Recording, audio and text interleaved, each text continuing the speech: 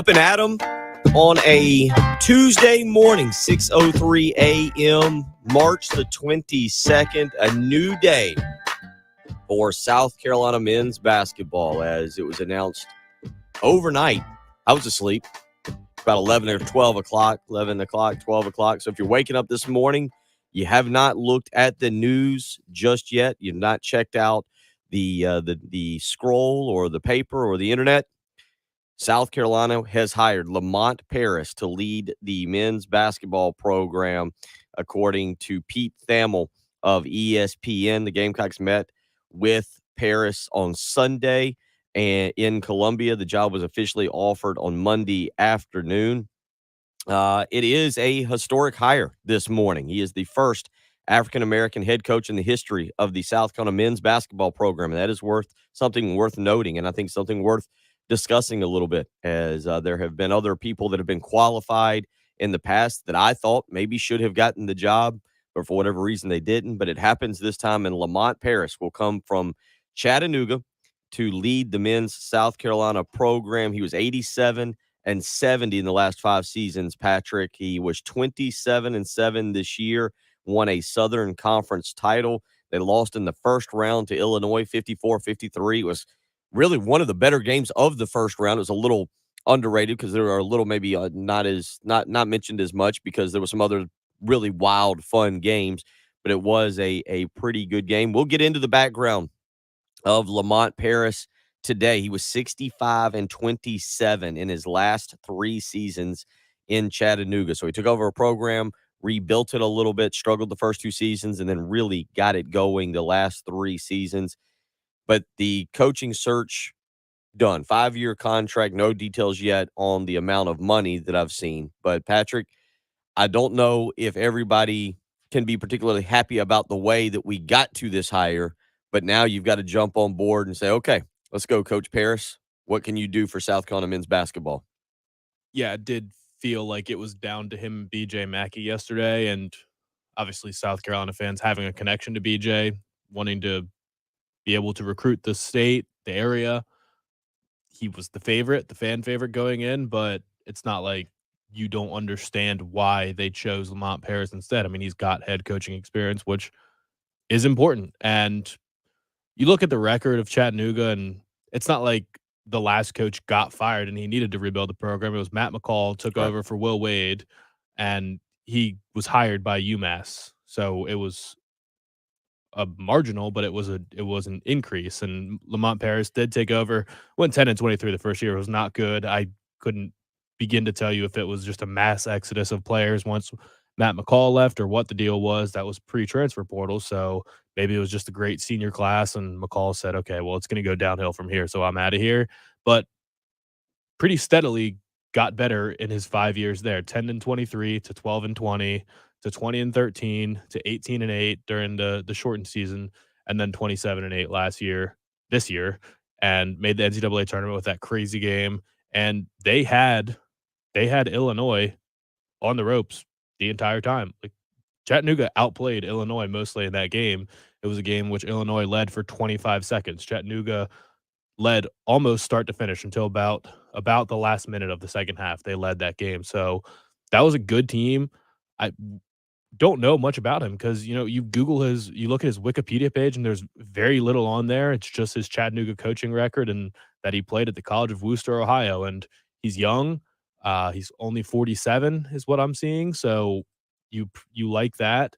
You mentioned the first African-American coach in South Carolina history. So, I mean, that is a great thing.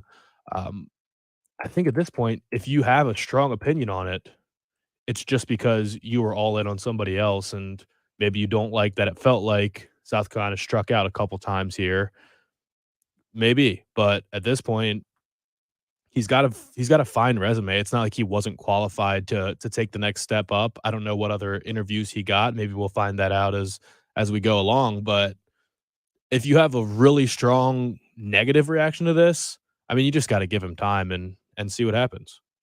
Yeah, I've been pretty vocal. I would have liked to have seen BJ Mackey. I grew up watching him at Lexington High School when he was at Irmo, and then obviously I played a few years after that for Lexington and Bailey Harris and Irmo at that time was our main rival. So, even when we would beat them, it felt like I was beating BJ Mackey's school, which felt great. But I would also watch him at South Carolina orchestrate one of the bigger turnarounds I had seen. South Carolina under Eddie Fogler took major strides under BJ and Melvin and Larry Davis and several other great players, Wilborn, William Gallman. So it wasn't all BJ, but certainly he was a massive part of that. And again, he was really, Patrick, the first athlete BJ Mackey was the first athlete that I can remember watching in high school, watching him at Lexington when he would come to Lexington to play Lexington, that I watched like play at Lexington, and then when he went to South Carolina, I was like, man, I remember watching that guy,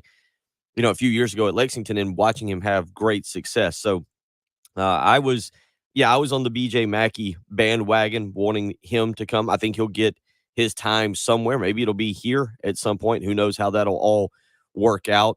I think we can all agree how this search went down the last basically 7 days as it opens last Monday and closes last night. Basically, nothing really official from the university. It's Pete Thamel with ESPN putting out a tweet late last night. Several other people have confirmed it. But how this search went down with Sean Miller, with Matt McMahon, with Bob Ritchie pulling out, it was anything but a smooth coaching search, and nobody's going to argue that. Now the question becomes, what really did South Carolina hire? What is this? Because you and I both agreed yesterday, and this is a big part of the conversation this morning. Lamont Paris doesn't walk into a bad situation, doesn't walk into a great situation, but he doesn't walk into a bad situation. And the number one thing on his list is going to be trying to retain like a Devin Carter or a Taquan Woodley. Josh Gray would have to sit out if he transferred. He's already used his one free transfer, so I would assume Josh Gray will stick around. Can you get a Jermaine Cousinard back for 1 year? What do you do with an Eric Stevenson? Can you develop Jacoby Wright? There's a lot of questions there as it pertains to the current roster that Lamont Paris is going to have to hit the ground running this week because, again, they had a winning record this year. They did have a 500 record in SEC play. And as I said yesterday, you can't go backwards in year one. Well, I guess the range of what the roster could be is massive. I mean, if these guys all decide, Devin Carter, Taquan Woodley, all of them, all of your best players decide, yeah, we are here for Frank. We're gonna transfer. And Bryant and Cousinard decide we're gonna go play overseas. We're done with college.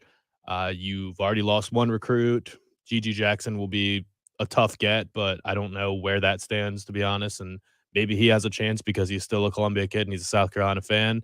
But if you don't get him, then obviously the roster looks pretty bleak. But if you can get in here, retain everybody, the fact that no one's already in the transfer portal means that they're willing to be patient. There's really no rush. I mean, they're going to finish out this year, this semester, and the basketball season's still going on. So once all the dust settles, they could still enter their name in the transfer portal before the semester ends and have plenty of time. But it's a good sign that they're willing to wait till the hire is made, and maybe they'll let Lamont Paris get in here and meet with them and give them his pitch as to why they should stick around. And you do that, and you get Cousinard to stick around for another year. You land a big time recruit. I don't know if you can land Gigi Jackson or not, but you do that, and all of a sudden the roster looks great, and you can expect to hit the ground running. But just like any coach in year one in the transfer portal era, you can either come in and make a big splash, get some transfers in, retain the whole roster, or you can just lose everything and say, all right, well,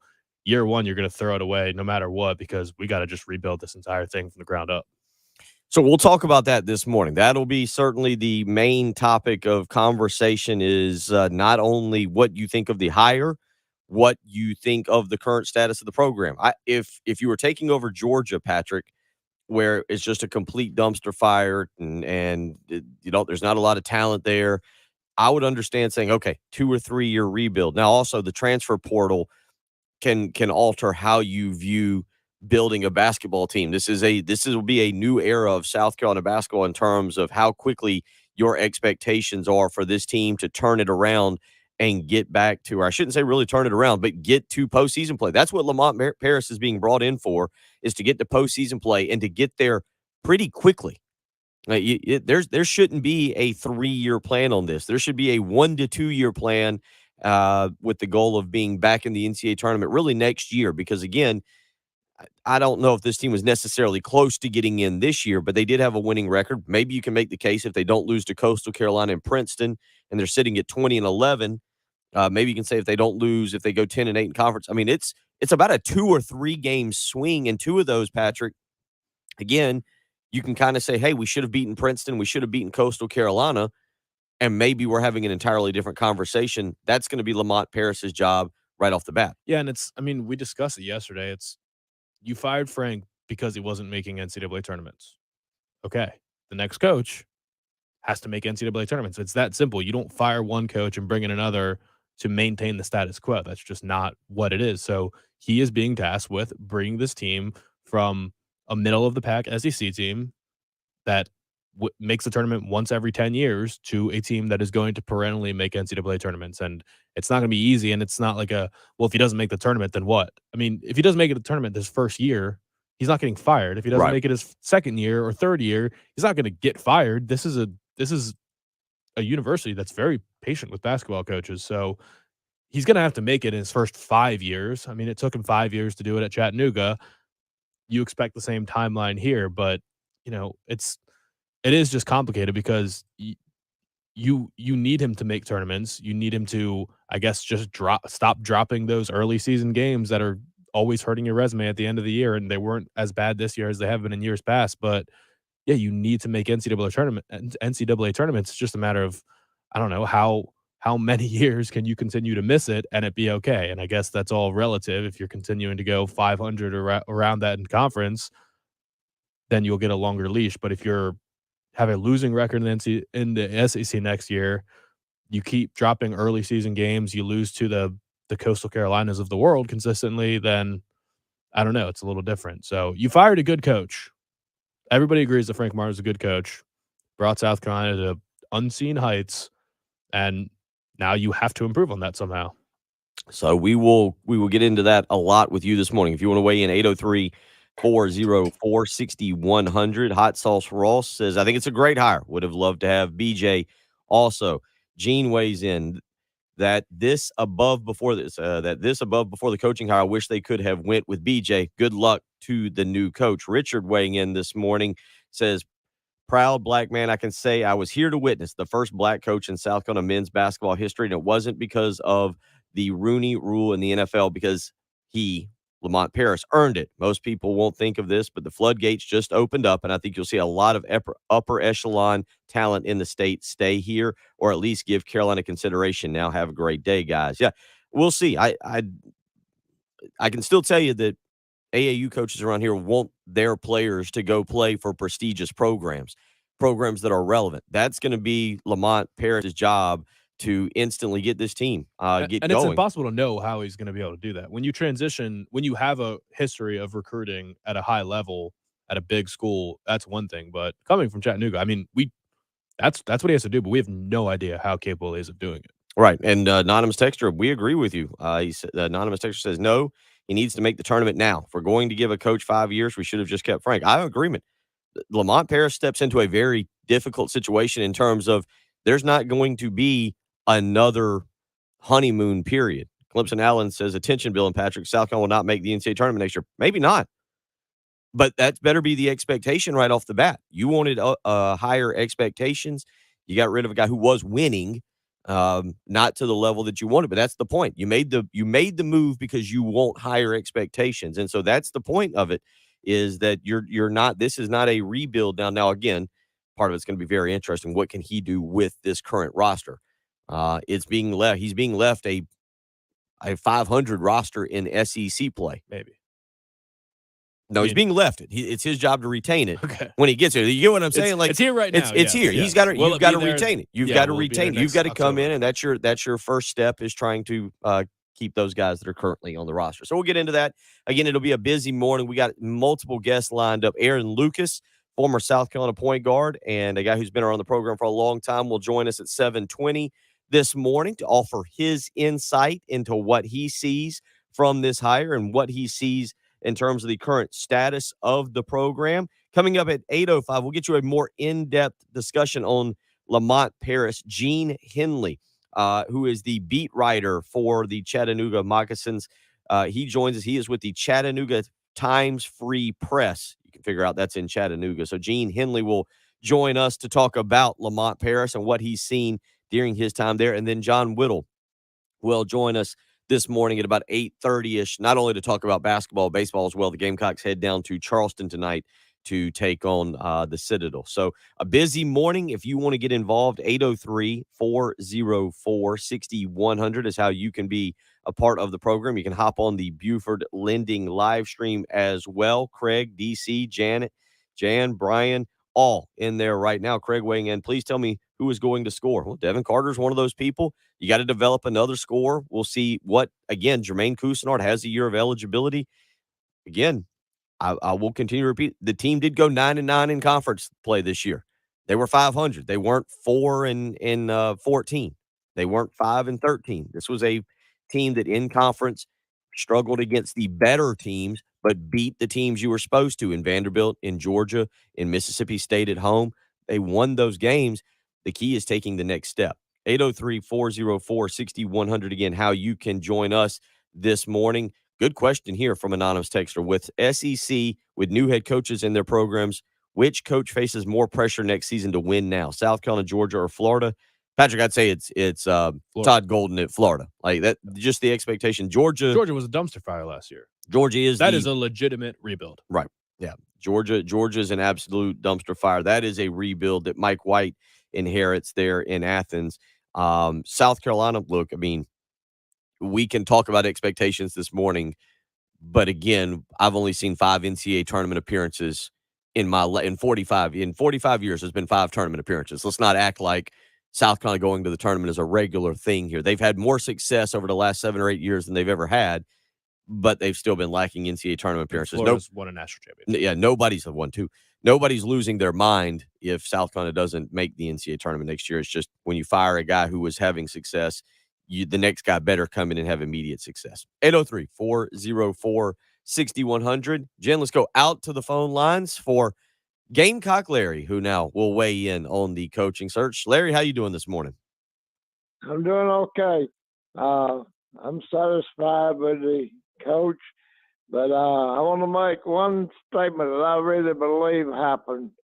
Ray Tanner fired Frank Martin because he got word from the Lion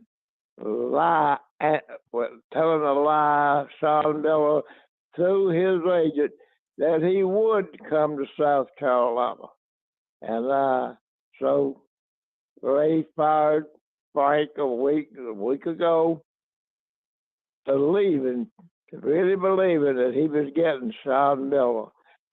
Sean Miller's a liar. He's a cheat, and I'm glad we didn't get him. But that's why I think Ray Tanner fired Frank Martin. That's all I got to say. And like I say, Sean Miller lied to his agent. His agent told him what Sean Miller said. So Ray said, I can get Sean Miller. He fired Frank Martin, a great coach, a good coach. But that's all I got to say. Go Gamecocks. Have a good day. All right.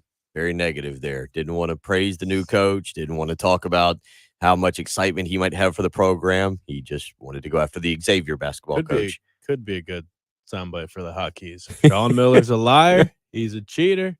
And I'm glad we didn't hire him. There you go. Yeah. Whenever Sean Miller's name comes up, I'd love to be able to press that one. Just be able to touch that one. 803-404-6100, how you can weigh in this morning, and we will try to get to a lot of you. Again, you can catch us on the text line, or you can weigh in on the Buford Lending live stream. It is the early game on 107.5, The Game. Get in zone, AutoZone. Welcome to AutoZone. So you need to change your oil. Right now, you can get 5 quarts of Valvoline Daily Protection or Valvoline Max Life High Mileage Motor Oil with an STP oil filter, plus an STP air filter or cabin air filter for just $36.99. Visit one of our 6,000 stores or order from AutoZone.com for same-day store pickup or next-day delivery. Get in the zone, AutoZone. Restrictions apply. Attorney Joe Cordell. New school, new job, new home. Change is hard and can leave you feeling isolated. And divorce delivers one of life's hardest blows. The relationships you counted on are suddenly gone. But you don't have to walk through this alone. For more than 30 years, Cordell & Cordell has guided men through the challenges of divorce. You're not alone. Call Cordell & Cordell. Online at CordellCordell.com. 1201 Main Street, Suite 840, Columbia, South Carolina, 29201. Joseph Cordell, licensed in Missouri and Illinois only. That time of year where you need to make sure your heating and air unit is working properly, because just like this morning, it can be 45 when you wake up. Probably want the heating portion working just fine. Then this coming afternoon, it's going to be 75, maybe even close to 80. Want to make sure the air conditioner is working well. And that is quite the workout for your heating and air system. So don't hesitate. Call AAA Heating and Air today to make sure everything is working properly. 803-677-1500. You can get in touch with AAA Heating and Air. Get them out to your house. Tell them you heard it here on 107.5 The Game with Bill Gunner. You can get a $59 inspection. That's all it'll cost to have AAA Heating and Air get out to your home and work with you, making sure that heating and air unit is set for the coming summer months. Because let's be honest, not a good time in June or July for your heating and air unit to go out. The air conditioner, very, very important here in the Midlands. I'm sure the new basketball coach will be brought up to speed on that very quickly, Patrick, as they will try and get him prepared for the hot summer months of Columbia. Yes, very hot. That's yes. So you need to make sure your air conditioner is working properly. Call AAA Heating and Air, 803-677-1500. If you need a new heating and air unit, good news. AAA Heating and Air has got a great deal, and they're working with people every day to make sure they're comfortable. They will offer a $1,500 rebate to buy back your old unit. Then no money down, 0% financing for those who qualify, and finally a 15-year parts and labor warranty to continue to be there to make sure that heating and air unit is working properly. So don't wait. Call AAA Heating and Air today, 803-677-1500. That's AAA Heating and Air. Call them today. Tell them Bill Gunner sent you. 107.5 The Game traffic from the Shepherd's Glass Traffic Center. Shepherd's Glass, a true reflection.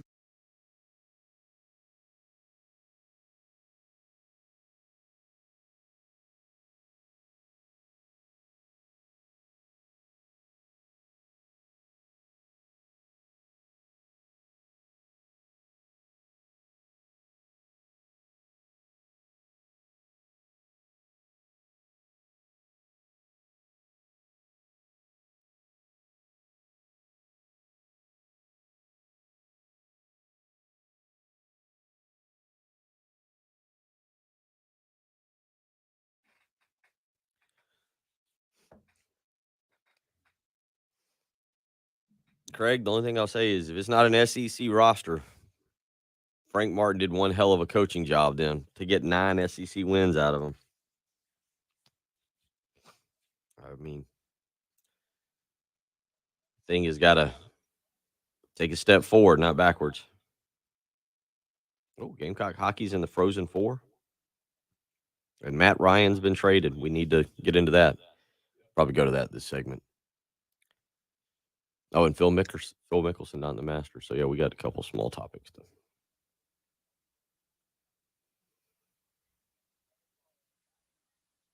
I don't. What do you mean? Who did they beat? They beat 9 SEC teams. They were better than. Well, they won 9 SEC games. I guess they didn't beat 9 SEC teams. They beat Vanderbilt twice, but you can't fall back behind Vanderbilt now. You're even with Mississippi State. You can't fall back behind them. Split one with 1 and 2. I mean, if they go 4-14 next year, they took a huge step back.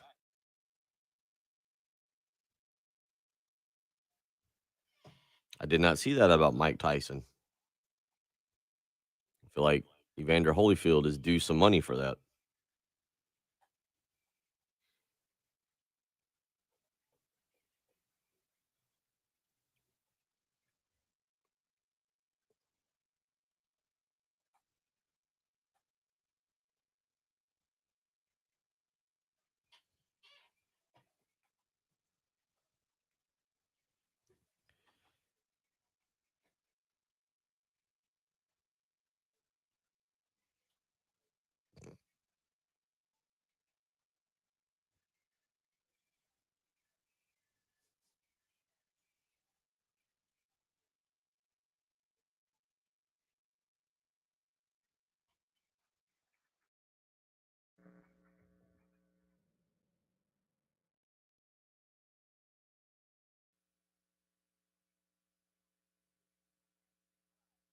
we back or is this okay?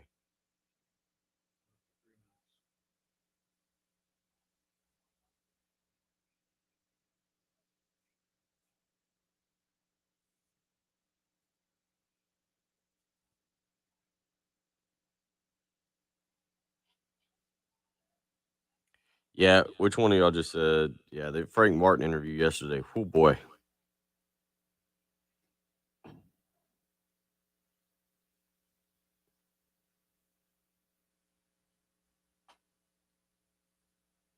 Yeah, Brian. I mean, I do think Lamont Paris fits that mold. Hungry young coach, young, new, up and comer.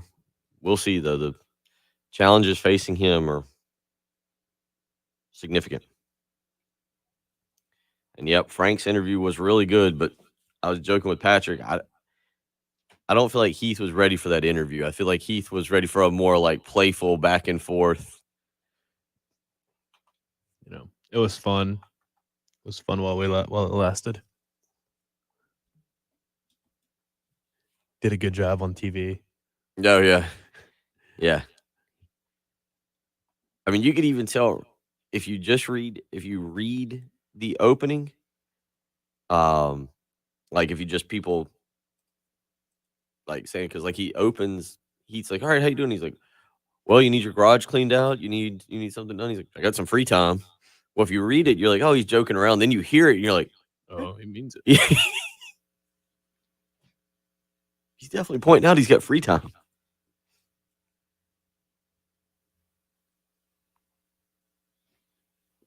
I think he's going to be another in a long line of coaches who just think it's not a program you can have ultimate success at.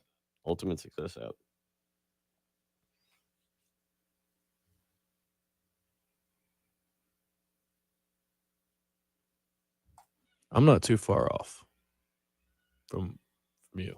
I know very little about him. I know that he coached at Chattanooga, made the NCAA tournament, almost beat Illinois. Almost.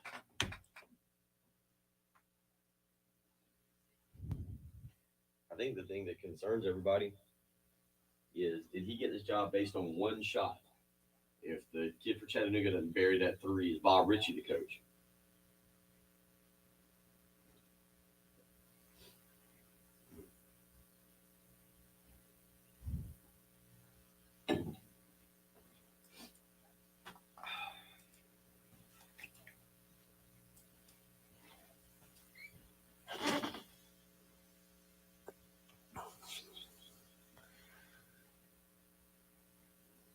It's a good one. Yep, second favorite, Lamont. All right.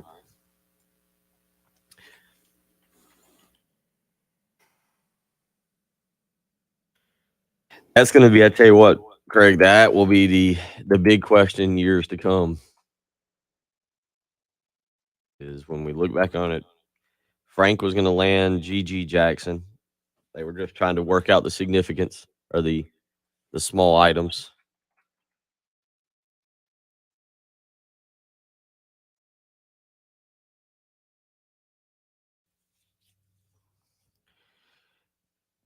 .32 on what should be a pretty nice Tuesday morning. What we are talking about, South Carolina basketball has made the hire. Lamont Paris will come from Chattanooga to lead the men's South Carolina basketball program. We'll catch up with Aaron Lucas at 7:20 this morning. Former Gamecock point guard Aaron Lucas to get his take on that and the significance of it and what he thinks about the roster. At about 8:05 this morning, we'll catch up with Gene Henley from the Chattanooga Times Free Press. He has been up there covering Lamont Paris. Obviously, you called where he's from, Chattanooga Times Free Press. So he's familiar with Coach Paris and will give us a little bit more insight.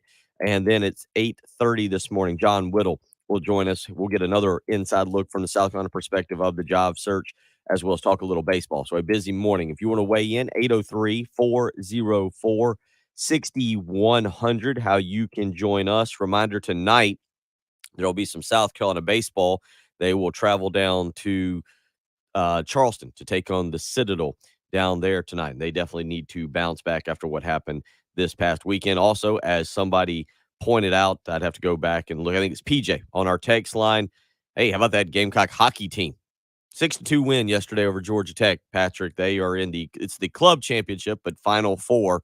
It's not the actual Frozen Four. But kudos to them and Coach Alan Sirois, South Carolina Gamecock hockey team. There's some good news for you to latch on to this morning and feel pretty good about. Other news yesterday, Patrick. Another big day of NFL news as it pertains to quarterbacks. Matt Ryan will now go be quarterback for the Indianapolis Colts. I guess that's nice. You go from one dome to the other. Did he upgrade teams? He upgraded teams, right? Like this is a upgrade for him, not for the Falcons. Yeah, no, he certainly upgraded teams. The Falcons, and then they're going to sign Marcus Mariota. So Marcus Mariota will be the starter in Atlanta. Matt Ryan upgraded teams, and the Colts upgraded quarterbacks. So what the Colts did was phenomenal this offseason. They traded 2 third-round picks, or Carson Wentz for 2 third-round picks. One of them is going to turn into a second if he plays 70% of snaps, and then traded for Matt Ryan for 1 third-round pick. So they're going to get an upgraded quarterback and a second-round pick for upgrading a quarterback. It's pretty absurd. I don't know how they pulled that off. It's just making Washington look stupid, which I really hate.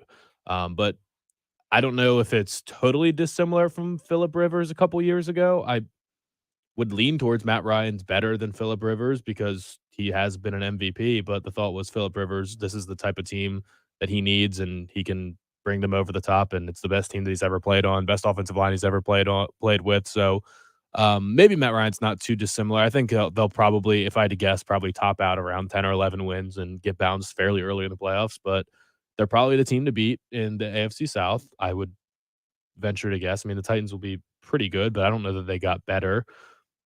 So I think it's a good deal. I mean, if it was between him, Baker, and Jimmy Garoppolo, I guess I'd rather have Matt Ryan. I mean, it's such a marginal difference between those three. Maybe Baker you would prefer because he's younger and has more potential, but Matt Ryan has been an MVP in the league and led a team to a Super Bowl. So the receivers aren't really there. Maybe this turns into a Julio reunion and Matt Ryan and Julio get back together because Julio's a free agent right now. I don't know where we go from here, but the Colts have a boatload of money and they need to spend it somewhere. I mean, there's still a couple free agents on the market, but Matt Ryan kind of has a duck of an arm now, but he's still accurate. He's still smart and he still makes the right plays. So I think he'll be fairly successful. I just don't know that it changes much about the landscape of the NFL other than there's no more really homes for quarterbacks. Well, I mean, let me ask you this. are probably one of them. Flip this around real quick because I think this is interesting as it pertains to AFC and NFC. If you put the Colts in the NFC, are they a Super Bowl contender? Yeah. If you put them in the NFC, you've got one of the 4 best teams. Yeah, you've got what? You've got the Bucs? Yeah, I don't know why I'm just gonna forget until he shows up for the first game that Tom Brady did come back. Yeah, I keep forgetting. And the Bucs got better, so it's the Bucs, the Packers, assuming that they fixed their wide receiver position at some point. I was gonna say I don't feel like the Packers are better. Yeah, I mean the Rams got worse from when they won the Super Bowl. They lost a lot, but the Rams will still be in that conversation. And we'll see about Trey Lance. I mean, the 49ers are kind of the wild card because they have probably the best roster. Apparently, John Lynch said that he had an offer of a 2nd and a 3rd round pick for Jimmy G. He's lying. There's no way that somebody offered that because they would trade him. Well, Dan Snyder needs a backup. We can barely afford him. Play $50 million to Carson Wentz and Jimmy G and let him battle it out with Taylor Heineke. Yeah. Well, I just don't know where he could go now. Well, let me ask you this. All out of teams. So let's go down back at 5:17 this morning. Jess weighed in, said, Patrick, if you're choosing quarterbacks, like hopefully my Carolina Panthers will, would you choose Jimmy G or Baker, or do you just draft one? If you've got their draft pick, or you've got the option of going with Garoppolo or Baker, or do you draft one and just let him learn behind Sam Darnold for a year, kind of tank without tanking? Oof. Get another top pick, but let somebody develop, Malik Willis or Matt Corral or somebody, let them develop for a year and then throw them out there next year. Is that an option, or where would you go if you're the Panthers now with their quarterback situation? I think the Panthers are in the worst position of any team in the NFL right now. It's amazing how quickly that seems to have happened. Very quickly. If you trade for Baker Mayfield right now, I just don't know what it accomplishes. If you truly believe that Baker was in a was in a bad position in Cleveland. I mean, this isn't Sam Darnold in New York. That's not the position Baker's been in. Baker was on a good team with a great offensive line and a great running game. Never put it together. Had a couple good seasons, had a couple bad seasons. Was just kind of an average quarterback. I mean, you want to say he's the top 15?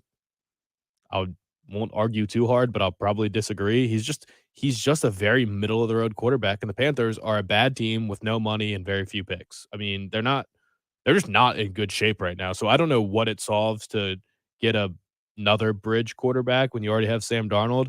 I kind of think just take the best player that's going to be there at 6. If you want to take Malik Willis and you want to draft a quarterback, take Malik Willis if he's there at 6. Just play for upside, because that's the only thing that's ever going to make you competitive is getting a great quarterback. If you can't get him or you don't fall in love with any of the other quarterbacks, just draft a lineman, stink it up this year with Sam Darnold, go 0-17, who cares? And then just draft the quarterback next year. I just don't know. Jimmy G would not solve any of the Panthers' problems. I just can't see a world where he elevates that roster to a point where it was even worth bringing him in, especially if you have to trade an asset for him. And the Browns were saying they want a first-round pick for Baker. That's ridiculous. They're going to get like a 5th. There's just no one that needs him now. It's kind of a weird spot that we're in where everybody is quarterback needy. Well, no. And now all the teams that are quarterback needy, like, why would they even bother making this move? Why would Seattle, with a terrible roster, trade for one of these teams? They should just be in tank mode. Their roster is depleted. They're bad. I don't know what it solves to get a quarterback like that. Be interesting to continue to watch and follow there as the NFL quarterback carousel continues to spin. Jameis Winston re-signing yesterday, 2 years, $28 million. I don't know whether I'm impressed by the Saints being able to keep it at $14 million a year, or if I'm impressed that Jameis Winston got $14 million a year, and kudos to his agent. I'm kind of conflicted on that about whether so many weird. Would you rather have Jameis Winston for $14 million a year or Carson Wentz for 28? I'd rather have Jameis Winston. Yeah, I was going to say, I'd kind of go with Winston. I mean, Mitch Trubisky's $7 million a year. I would rather have all of these people than pay Carson Wentz $20 million a year. There's just all these average quarterbacks. Everyone's just crossing their fingers that they get the absolute best out of these quarterbacks. You can talk yourself into any of them. I mean, Matt Ryan for the Falcons, you can say he's a good athlete. He'll elevate your floor a little bit. For Carson Wentz, you say 5 years ago he had a great 14-game stretch. For Jameis Winston, you say, well, he threw 30 touchdowns. He also threw 30 picks. Just eliminate the picks, and there you go. And Jameis Winston actually did look fairly good last year when he was actually healthy, and then he tore his ACL, and that was that. But I mean, I'd rather have him than Baker, honestly. Okay, all right.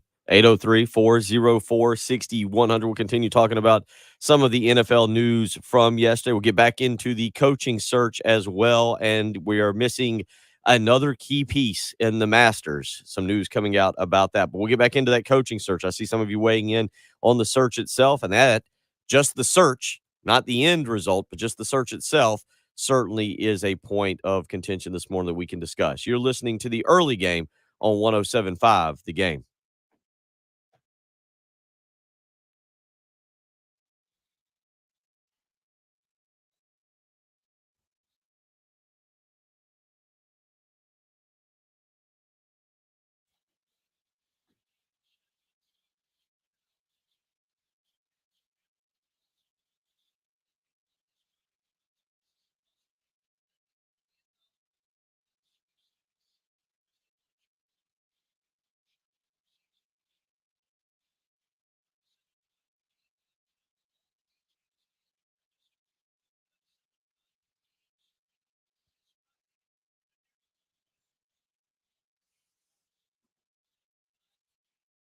I'm sure by now you have seen some of those cleaning videos on Facebook, people sharing their little secrets, their tips, their hacks, so to speak, of how to clean different areas of their home.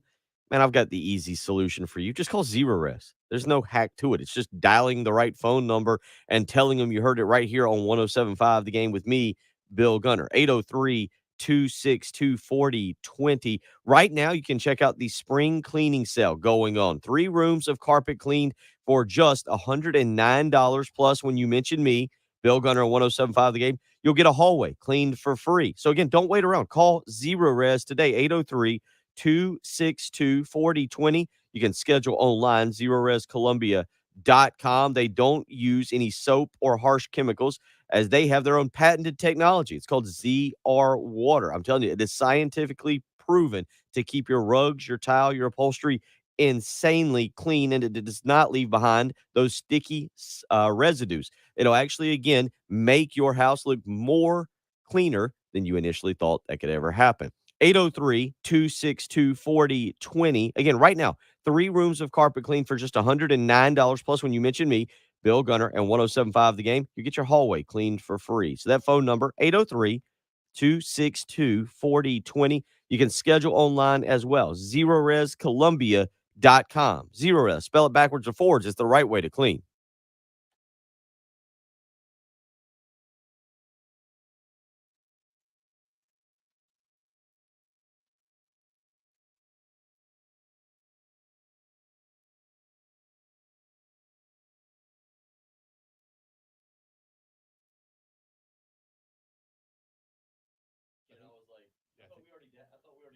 I think we just assumed he was going to, and then operated as if he was already in the portal. I don't.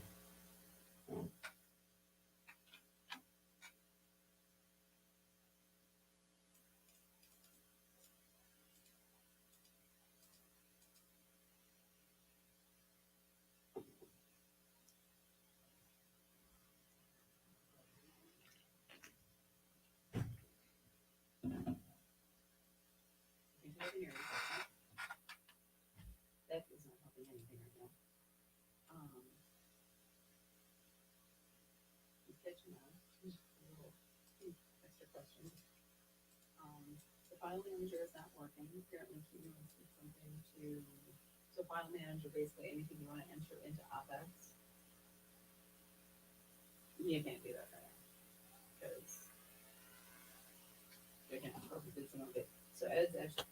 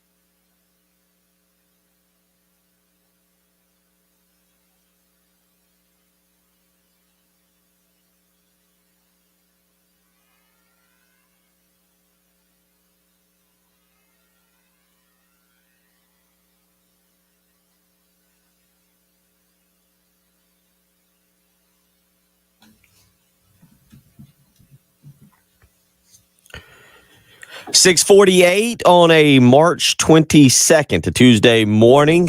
Getting the big news, South Carolina. If you're just waking up, you went to bed kind of early. I think it was Robin on our Buford Lending live stream, Patrick, that said she was unaware of what happened. Went to bed early, late night at the ball fields, unaware of what happened.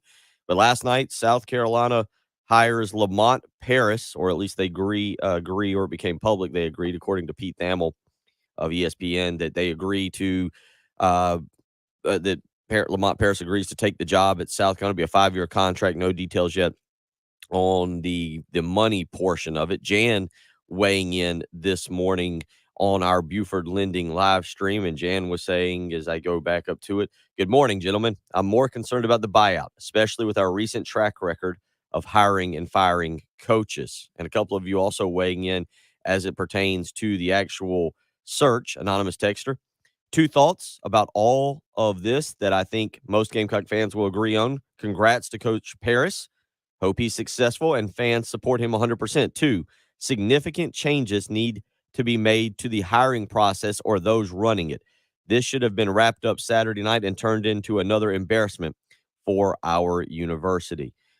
Sam weighing in on the text line this morning says, "This was a leadership failure of epic proportions. Tanner cemented his legacy for failing yet again to secure his top candidate.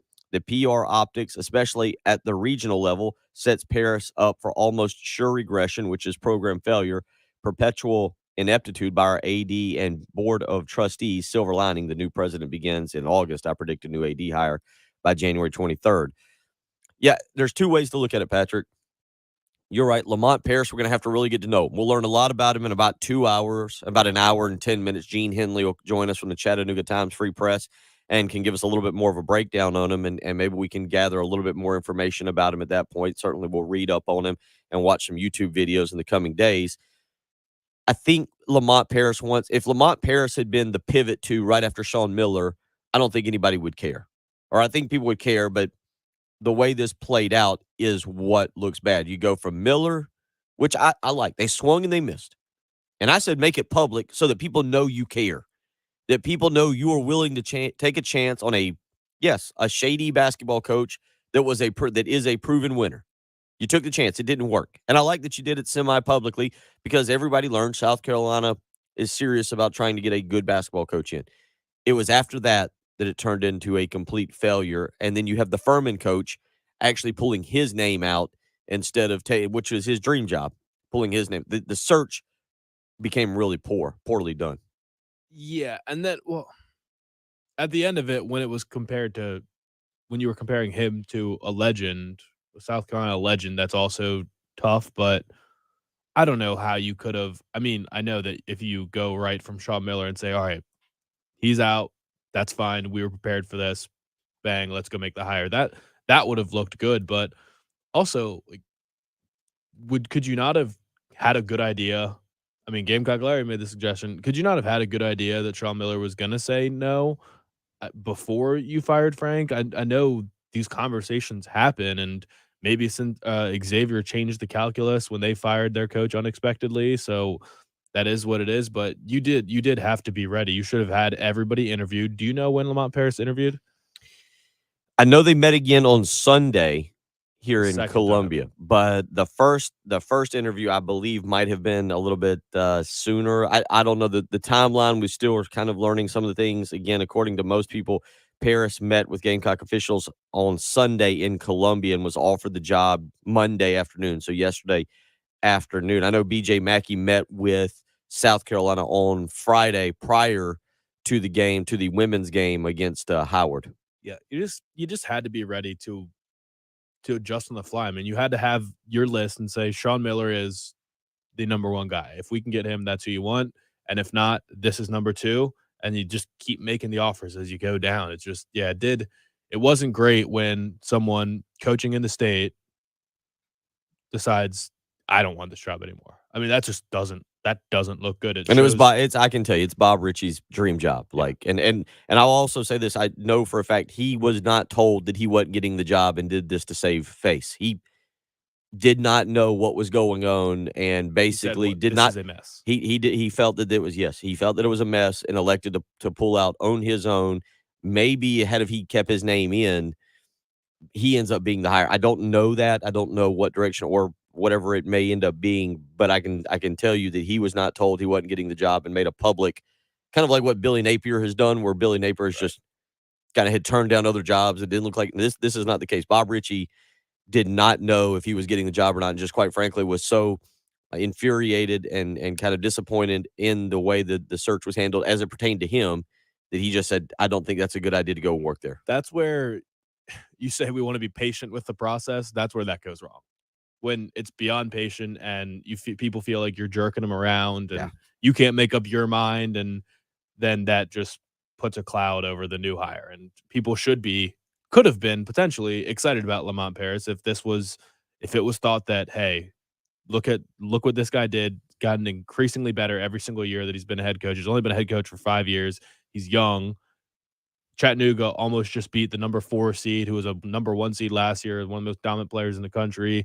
He recruited pretty well at Chattanooga. I mean, their best player was a 5-star at Kansas that got Kansas into trouble because I remember the whole Silvio De Souza story. I was asking my dad about it this weekend because I think Maryland paid him or something like that. That was the allegedly, and then he committed to Kansas, and they were like, "We want our money back." I was the gist of what I remember. So I mean, yeah, he's gotten big time players over there. Their whole team was composed of transfers. I just from watching the graphics that they put up on the screen. So maybe it's someone that can attack the transfer portal and do a good job. But you made it from a hire that people could have been excited about to some will still be excited, but you just feel like you struck out a couple times and it just kind of it kind of looms over him. Right now. Well, and a couple of y'all, a couple people weighing in here are asking, who is Lamont Paris? And I think once people learn about him, get to know him, his background. Again, he was an assistant coach at Wisconsin, was part of a Final Four team up there that had Frank Kaminsky and Sam Decker and Bronson Koenig. I'm trying to reach out to a couple of the former players to get them on here. I actually covered Sam Decker and Bronson Koenig as recruits, and so I've reached out to them to give people a little bit better feel. I think most of the fan base, once they kind of get to know Lamont Paris, will be okay with him. I think the way this search was handled, though, the ship has sailed right now on the Ray Tanner deal. Joey, weighing in and just says, I'm pretty sure Tanner did exactly that, Patrick. He just got stiff-armed in every corner from every candidate. I mean, again, we'll get you some more information coming up at 7:20 this morning. Aaron Lucas will join us, former Gamecock point guard. We'll just get his take on the hiring of Lamont Paris. And look, there is some relevance to the first African-American being the coach for South Carolina men's basketball. I think there is something there that you should be proud of about that. Then coming up at 8 o'clock this morning, Gene Henley will join us from the Chattanooga Times Free Press. We'll get some more background on Lamont Paris and John Whittle at 8:30. We got another hour. It's the early game on 107.5 The Game.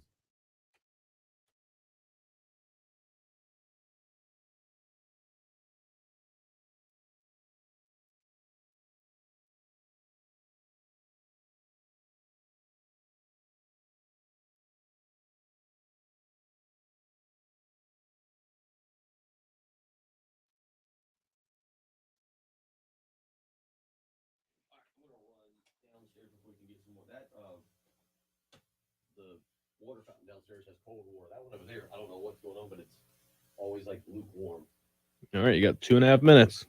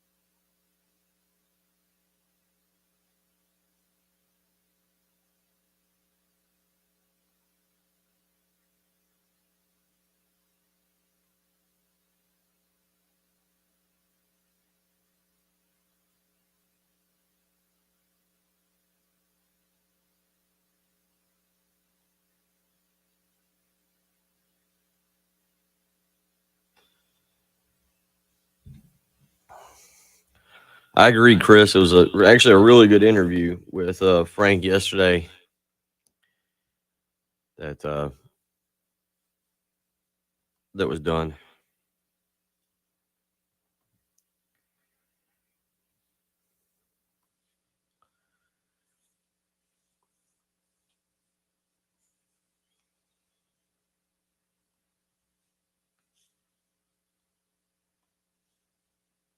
All right.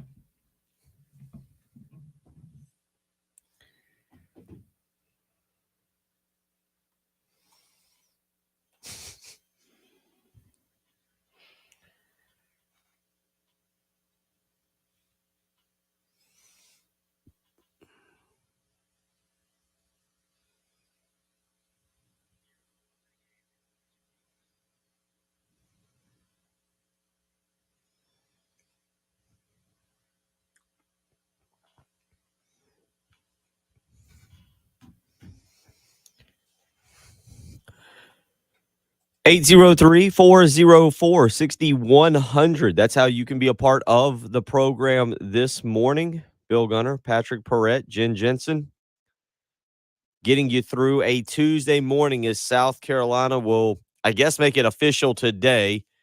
I'm assuming, I mean, the way this thing is kind of played out, I'm assuming South Carolina will make it official on their side that Lamont Paris, the Chattanooga head coach, will take the job at South Carolina. Paris, according to Pete Thamel, signing a 5-year or agreeing, I guess, in principle to a 5-year contract with South Carolina last night. Paris was in Columbia on Sunday meeting with Gamecock officials.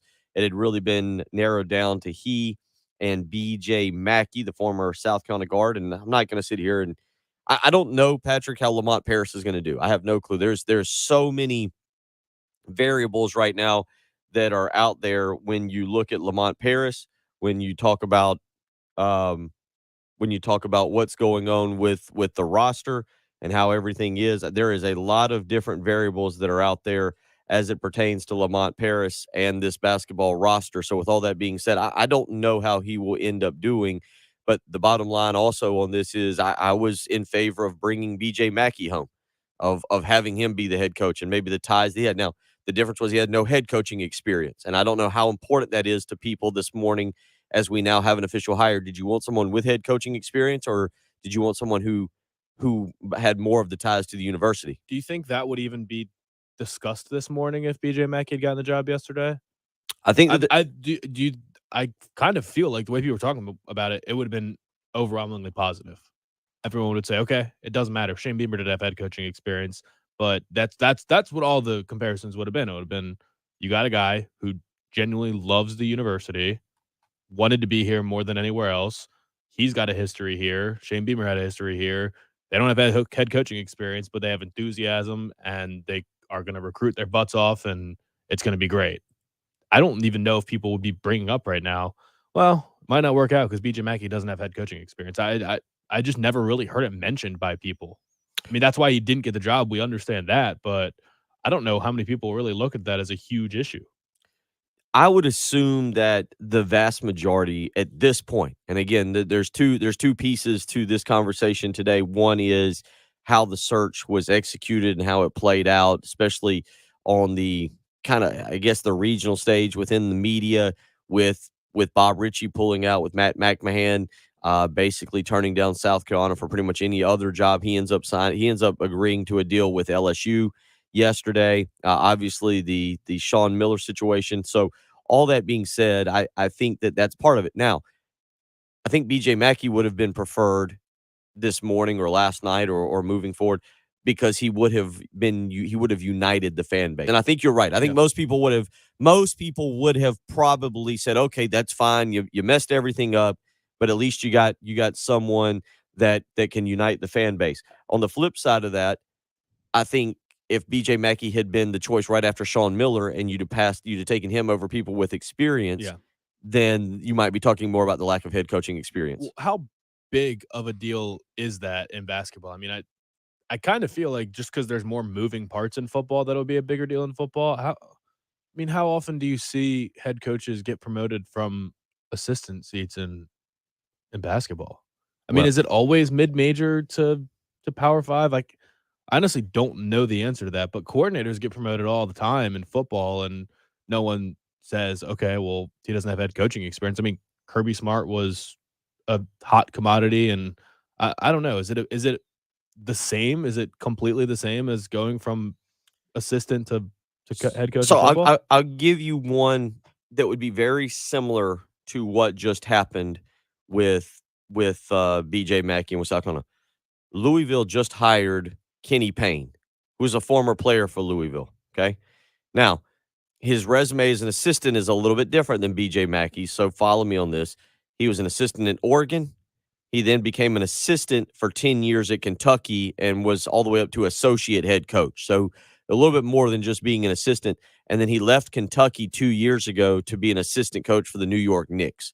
He'd never been a head coach. He played for the 76ers. He played in I think the CBA. I think he went over to I think to China for a little while and then started his coaching career in 2004. But he was a Louisville alum. Played there from 1985 to 1989, and now comes back. He was an assistant though. Doesn't have any head coaching experience. Was an assistant in Oregon. Was an assistant at Kentucky. Again, an associate head coach under John Calipari at Kentucky, and then went to be an assistant for the New York Knicks. So there's no actual head coaching experience there. But you also look at that pedigree of being Big under time Cal coaches, and then big being with the New York Knicks, and you go, okay, maybe that makes more sense. BJ's resume still a little thin there as it pertains to Power 5 head assistant coaching experience, given that it's just his, I believe, second year at Wake Forest. So, I mean, what's next for him then? I mean, you think he's gonna just stick around at Wake Forest? Is now that he's because I feel like once you enter the mix as a head coaching candidate, it changes your profile a little bit. And is that gonna be the case? Is he just gonna go back to Wake Forest and that'll be it? Because people are saying, well, why don't they just hire BJ as a coach, as a assistant coach here? I don't think you get passed over for the head coaching job and then just say, it's fine, I'll be an assistant there. I don't think that ever really happens.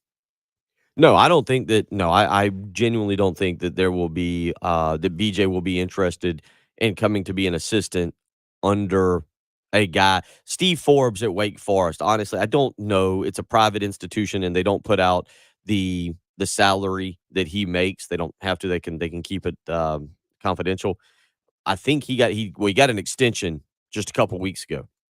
Got a raise and extension.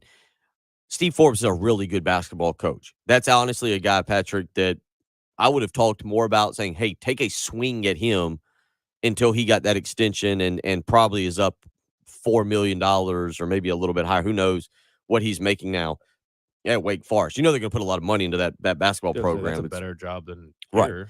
But that would have been a guy that I would have said I would have been more vocal about taking a chance at him, but he gets that extension and everything because Steve Forbes is a really good coach and what he's done at Wake Forest along with his other stops prior to Wake Forest. So I would have been all on with him.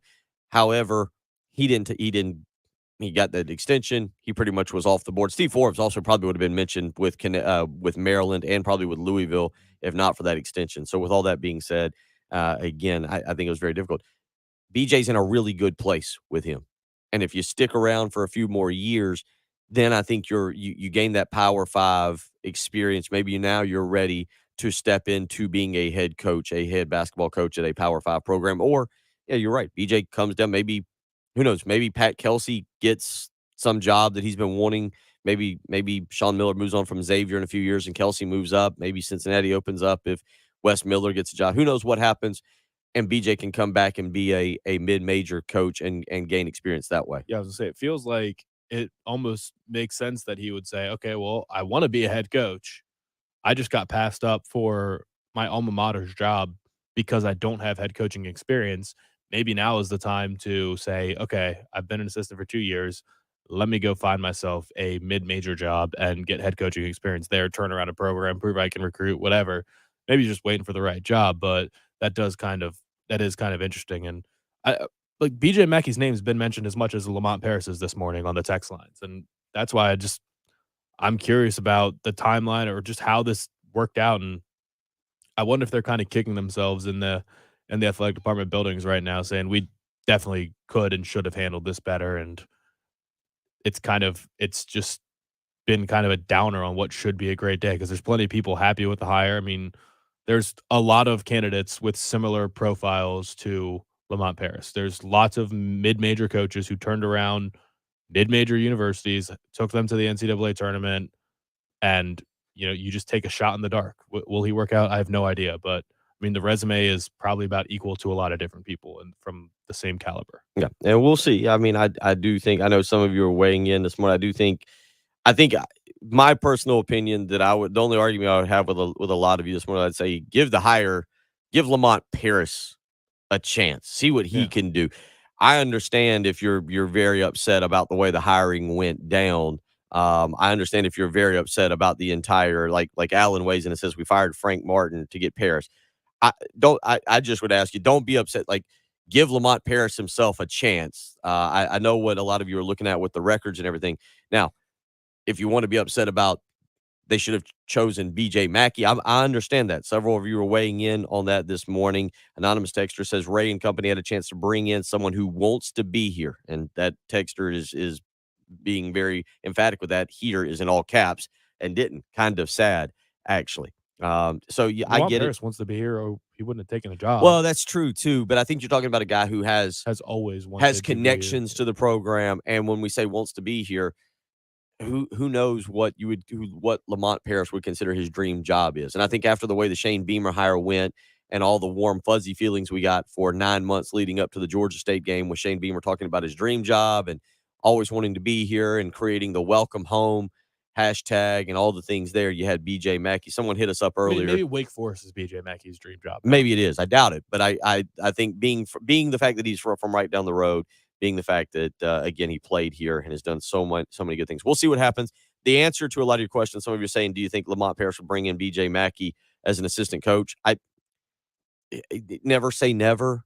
I would just put the odds at like less than 5%. Like BJ's got a better assistant coach job now. That program, Wake Forest, is a more stable place. And quite frankly, I think that's part of it. Frank Martin tried to get BJ Mackey to come back. I think it was last year. And BJ declined. And why would he? If you come back and Frank gets fired, very rarely does anybody on a fired staff get retained to be the head coach. Mike Bobo did it. Not to be the head coach. No, not to be the head coach. Total difference there. But yes, joining a lame duck potential lame duck head coach is never really a good idea for anybody. So I don't blame him for that. 803-404-6100. That's how you can be a part of the program this morning. Coming up next, we'll catch up with Aaron Lucas. He's seen a lot of stuff happen at South Carolina. We talk about BJ. Aaron played with BJ Mackey. We'll get his take on not only BJ, but also now on this hire. He's been around and understands. So we will talk with Aaron Lucas up next. You're listening to the early game on 107.5 The Game.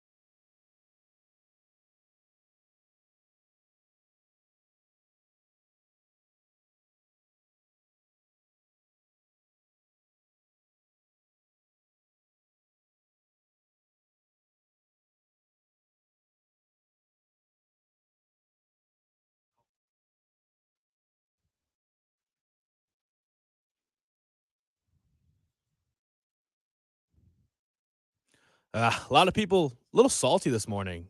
You know what I'd say to those people? Just go outside this morning, run it off. It's a beautiful day. Run it off. You won't be stressed anymore. But if you're like me, you might be sore afterwards. If you haven't run in years, you might go for your run to run off the stress of not hiring BJ Mackey, be a little sore. If that's the case, need to evaluate your joint pain by checking out Prisma Health Orthopedics. They are the official team physicians for the South Carolina Gamecocks and the Clemson Tigers. Not just that, they are the most comprehensive orthopedic group in the region. They've got 65 specialists and 6 locations to better serve you. So if hip or knee pain is making your daily life difficult, seek the best care and find out if joint pain is affecting your quality of life by taking a free health assessment.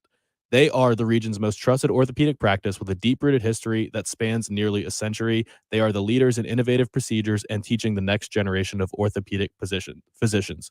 Prisma Health offers a full-service walk-in orthopedic urgent care clinic for all sports injuries, strains, sprains, fractures, as well as chronic joint pain. So you need to find out if that chronic joint pain is affecting your quality of life by taking a free health assessment. Get out there, take the free health assessment, make sure you're feeling your best for this summer. It's right around the corner, going to be a beautiful weekend. So again, get out to Prism Health Orthopedics, find out if joint pain is affecting your life by taking a free health assessment. You can learn more by getting out there or visiting prismahealth.org/orthopedics. One more time, that's prismahealth.org/orthopedics.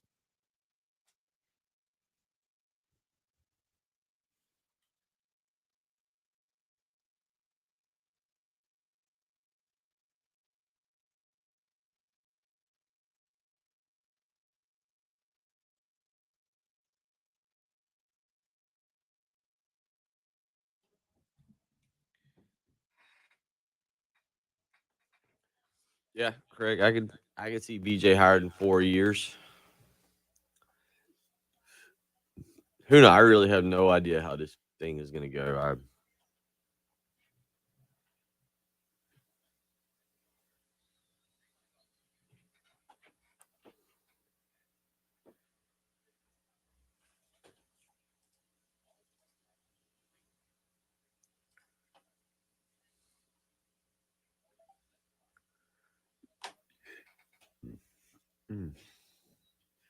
The late night emergency pod, Lamont Paris of South Carolina by JC. Is that just him rambling for 20 minutes? I don't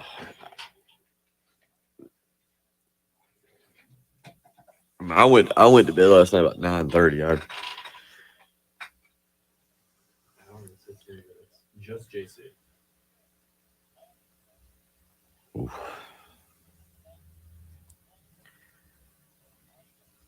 Hour and 16 minutes.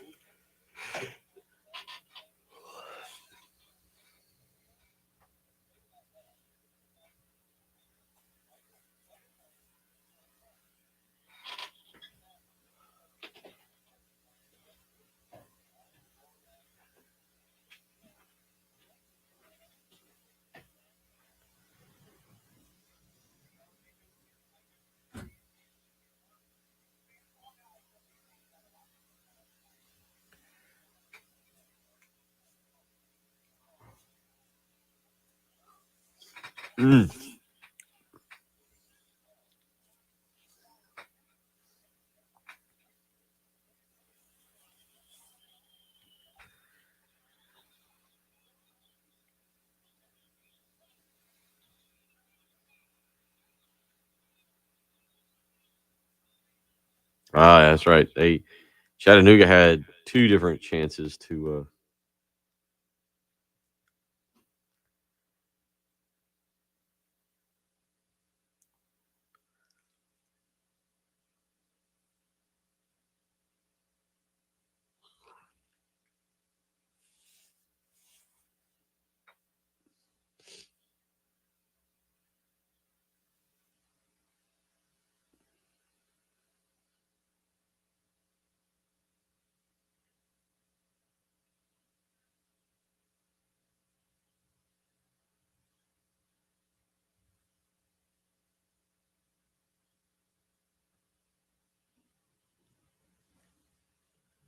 I'm not gonna even lie. I did not watch women's basketball last night, so whatever is happening here.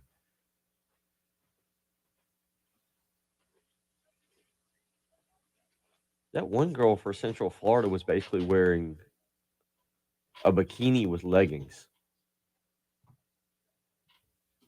Did you see that? I forget. I don't have my remote like at the house where I can rewind it.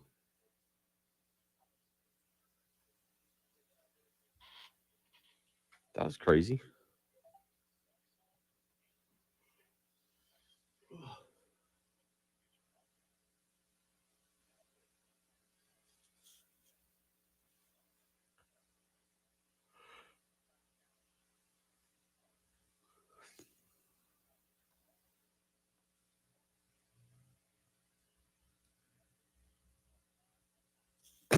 So we're just not playing any old timey clips past 2016 now.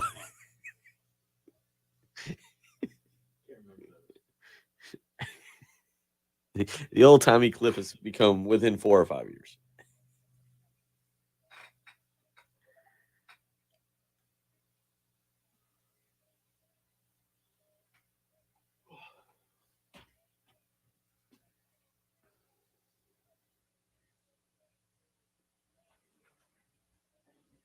All right, you good. All right. I'm gonna call him. Okay.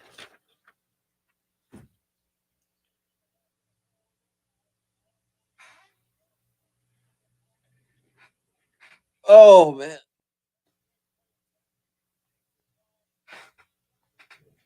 I got up earlier to make some eggs and spinach. And then I had to stop and get gas. And so compared to yesterday when I walked in 30 seconds prior to the show, I was up very, very early.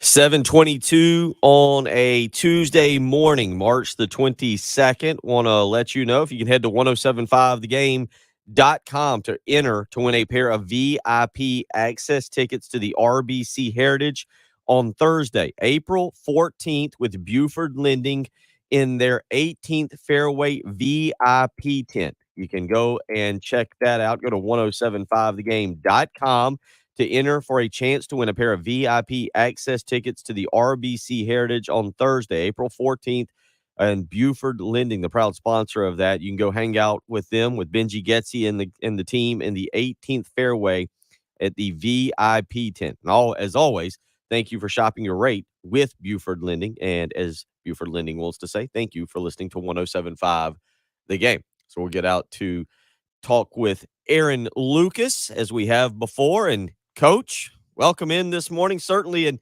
interesting time for you. I know probably a lot of mixed emotions. A, BJ Mackey, I believe, is your friend. You two played together. But B, your alma mater has hired a new coach. So let's just kind of talk to you this morning. Your thoughts as you see this hire get made with Lamont Paris coming in to take over the head coaching job at South Carolina. Well, certainly congratulations to Lamont Paris and his family. And, obviously he has worked to be able to put himself in position for an opportunity like this. But, I think just truthfully, I think a lot of us as former players, I think a lot of fans even were a little bit surprised by the hire. But, again, congratulations to him. And, all we can do at this point is wish him success and try to support, what he's going to bring to the table.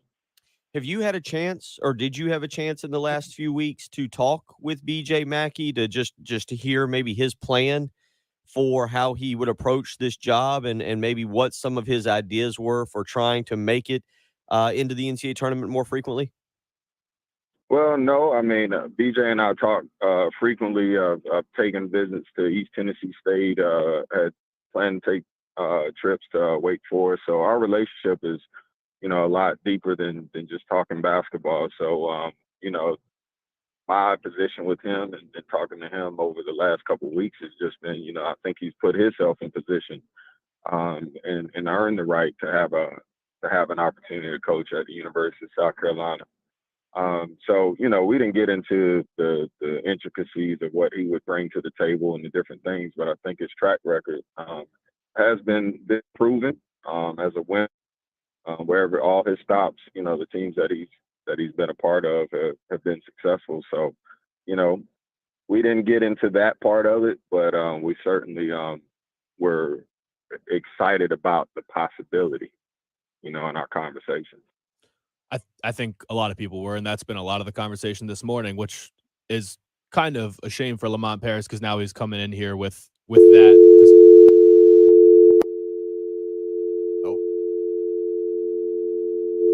down. There you go. All right, yeah. All right, we'll get BJ back on there in a second. Sounds like we like it. Either that or he saw where that question was going, just decided, he was going to hang up. I was just going to say, what's the first order of business? we'll get Aaron Lucas back here in just a second there and get him back on the line. And, it is interesting, Patrick. I will say this for BJ Mackey. He had the support of a lot of former players. And so you had a guy like Aaron Lucas. I remember Aaron's freshman year, I believe, coincided with BJ's senior year together. So you were able to have BJ play off the ball a little bit and move Aaron onto the ball as a point guard coming from Richland Northeast. And certainly at that point in time, that was really great times because you had a player from Richland Northeast in Aaron Lucas. You had BJ Mackey from Irmo. You had the Midlands being very well represented by South Carolina. We have Aaron Lucas back now, and apologize for that, Aaron. But we'll get back to Patrick's question. That's all right. Yeah, I was just going to say, it's a tough position for a coach to come in when you were kind of pitted against one of the legends of a program and a in-town guy that everyone loved and adored. And not only that, you're replacing a coach that took the program to unseen heights with a Final Four berth and a lot of players that clearly loved him. So when you talk about kind of retaining the roster that you have right now, first of all, where do you see it? How competitive can it be going forward? And what is the first order of business for Lamont Paris? Well, I think the first order of business would be establishing the relationships that he needs to establish, within the program, within the community, because as you've already mentioned, and I think everyone can express the same kind of sentiment, is that, you're coming in a very precarious situation where a lot of people, I think overall were under the anticipation that BJ Mackey would be the next head coach. I think Frank Martin and his staff did a phenomenal job over the last 10 years of putting the program in a very good position as far as just trying to build and doing some good things. I think Frank had a great relationship with former players and in the community as well. Obviously, time, runs out for a lot of coaches, but I think overall, I think he did some good things. And again, we thought we were in a position where, having a former player such as BJ come in and really just kind of galvanize the community and start to put his imprint and his thumb, his thumbprint on the program. So I think he's in a very precarious situation where he has to win the people over, win the fans and win the community and show that, he was the selection and really have to hit the ground running on showing why. He's Aaron Lucas joining us this morning to talk a little bit about the hire. Aaron, you've grown up here. I just mentioned Richland Northeast. You've coached here. You're familiar with basketball in the Midlands. First step for Lamont Paris to be able to bring the community back together in terms of landing in-state recruits. It seems like Frank might have been turning a corner there with G.G. Jackson and with Cam Smith and maybe a few other guys. That connection is now going to be gone. How does a coach, and obviously it'll be Lamont Paris, come in and connect with the community to try and draw some of these young, talented players to University of South Carolina? Well, I think that's only a question Lamont Paris could be able to answer. I'm not familiar with his recruitment of South Carolina. I know he's done a good job at Chattanooga, but, again, it's, he can only answer how he's going to, come in and bring his his blueprint and, the structure of what he plans to do. So, I'll be fair to him, and I should be fair to him to be able to answer that question on his own. But, obviously with our in-state talent that we've had, this year and, over the recent years, I think we're starting to put out some great talent. You look at Bryce McGowan, who's at Nebraska now entering his name in the NBA draft. Obviously, G.G. Jackson has a huge upside. Cam Scott at Lexington, again, another young talent that has a lot of upside. So, it'll be great to start to see some of these young men be able to stay in state. And, if Coach Paris is able to do that, then, obviously that was, but, again, that would be up to him to, kind of tell everybody, his style and what he plans on doing to be able to, retain in-state talent. Yeah. So the two main criticisms that I guess are quantifiable for Frank were not landing in-state talent at the level which other people wanted or fans wanted, and 2, not making the tournament. So we've talked a lot about expectations in year 1 and I guess just in the first couple years. So you fire a coach for a lack of tournament berths. How much time do you give Lamont Paris here? Is it first year we're expecting to make the tournament? Is it you got to make a tournament within your first 3 years? Do you have any sort of idea on a timeline, or at least what you might expect with, I guess, given the roster and the program in the state that they are right now? I would have to say the expectations I would think would be at least year 2 or 3. Obviously coming in, you have to, obviously incorporate your style, start to build within, get the trust of the players, start to recruit and do different things. So year 1 obviously is going to be, something that we all can expect to see either a great high, or we may see something where it looks like a rebuilding process. But I would say year 2 and 3, if you look at his history at Chattanooga, where they, I believe they were below 500, and each year he got better and better, and now they end up playing in the NCAA tournament in year 4. So I think, overall that would be kind of the expectation. But, I think, the powers that be that made the hire, they would have to answer that question as well, what the expectations are, and, see how that process went in order to make that hire. Again, he's Aaron Lucas joining us this morning. We enjoy him adding his insight on the program. Before we let you go, just you went through this. I remember when I think you were a sophomore, and you guys made the NIT the final year under Eddie Fogler. I believe that's, correct me if I'm wrong, I think it was your sophomore year. My junior year. Junior year. Okay, I'm sorry. Uh-huh. I was giving you credit. I thought you were a little bit younger than you are. I was trying to give you some credit there, but Well, no. thank you. That's a compliment. No, I'm kidding. Take us inside the locker, because right now we're discussing it from the fans' perspective, and the fans are upset, and the fans are, yeah, you get it, but there's 13 guys, 15 guys, I guess, plus walk-ons, Aaron, that came to South Carolina to play for Frank Martin, and their coach is gone. And the transfer portal's different today than it was when you were there. And I don't know how you would have handled that. You are a Midlands guy, and Dave Odom did come in with a different reputation than Lamont Paris. But what's it like being in that locker room now from a player's perspective when your coach is dismissed, and now I guess the anxiety maybe of a new guy coming in? I remember it distinctly. Coach Fogel actually told us right before we got on a plane to go to Connecticut to play UConn. And, it was obviously disheartening. The major reason of my commitment was Jeff Lebo and Coach Eddie Fogler. So, Lebo left prior to me coming in, and then, you see your head coach leaving out. So the anxiety was definitely there. The unknowns were there. I actually considered, after talking to Joker Phillips and Coach Lou Holtz, I actually considered playing football and moving over. But there were a lot of different things, a lot of different emotions. Obviously, the structure wasn't there once the coaching staff leaves. So, we as teammates had to rally and kind of support each other through whatever the process was going to be, and really try to prepare for the unknowns. Obviously, with the transfer portal, it makes it a lot more different now than it was, 20 years ago. And so it's more so, are the guys going to stay committed to that process? Are they going to look back to more of their home bases? And that's where, when you don't have a lot of in-state talent, the transfer portal makes things a lot different. However, there are a lot of South Carolina kids out there around the country. And so that may be an opportunity to bring some of them back home and again, to start to build. But those players in there, it's hard to imagine what they're going through. It's been a tough 2 or 3 years, especially for for the juniors that'll be rising seniors coming up. So, they have to, really support each other, embrace Coach Paris if they choose to stay, and really try to figure out where they're going to fit in, because the dynamics will certainly change.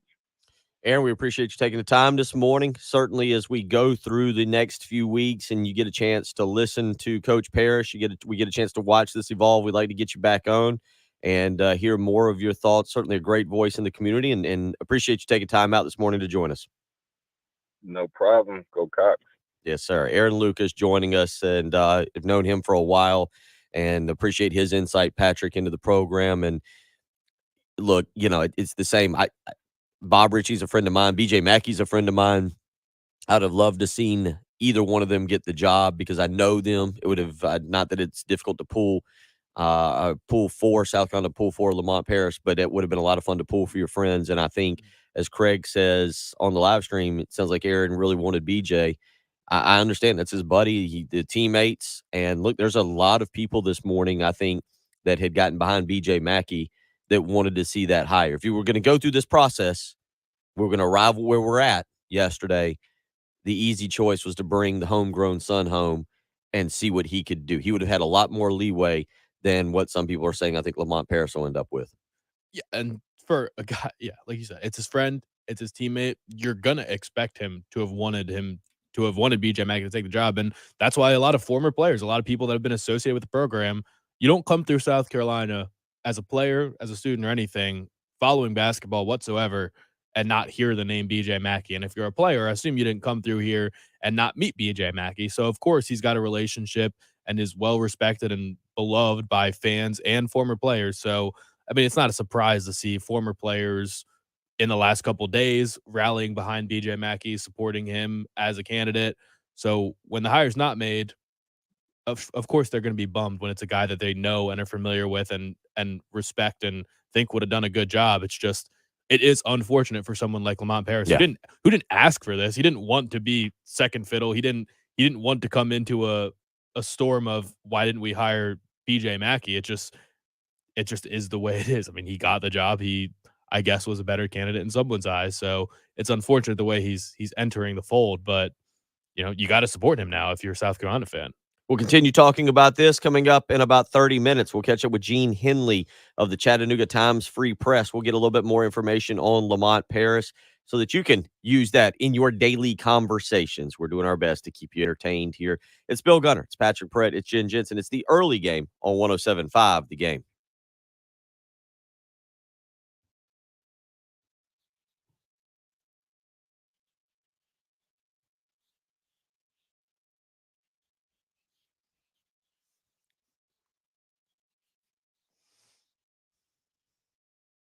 It was an absolutely beautiful weekend for the most part. I was able to get out in the yard, play a little basketball with Austin. We played to 10, we played to 5. I went 3-1. I did lose one game, all because I'm feeling really good. That's exactly what QC Kinetics has been able to do for me. And if you've been experiencing joint pain, now is the way to have the best spring and summer you've ever had. Call QC Kinetics today for a free consultation. 803-281-6860. Again, that's 803-281-6860. Don't let joint pain hold you back this coming year. Go ahead and find the relief you've been hoping for. If you've had aching hips, knees, shoulders, lower back, the unique protocols at QC Kinetics were created by a physician with years of study in restorative medicine, and they've been treating patients every day in hundreds of clinics nationwide with absolutely remarkable success, absolutely life-changing results, all zero downtime and no surgery, no drugs. Find out for yourself with a free consultation today. 803-281-6860. Again, that is 803-281-6860. Call QC Kinetics today for a free consultation.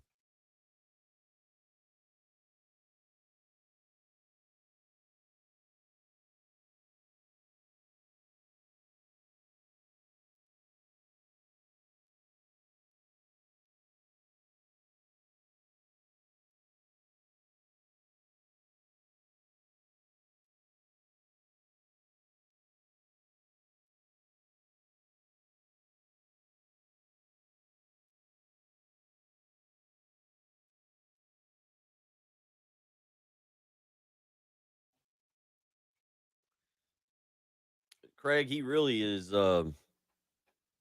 more of a defensive-minded guy, which is not what people are going to want to hear. But I don't know. He's,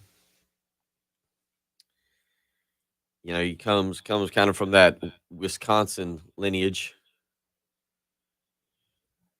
So you got to imagine it's going to be a defense-first kind of guy. So it's going to be an interesting situation where he's got to come in and, like Patrick said, try and win people right off the bat.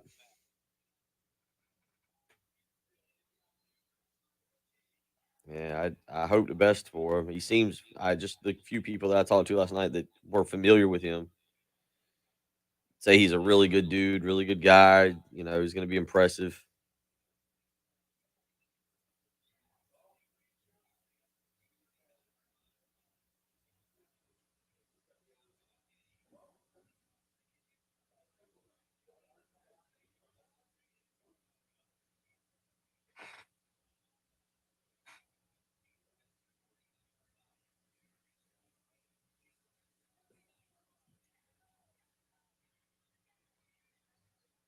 Just kind of unfortunate that it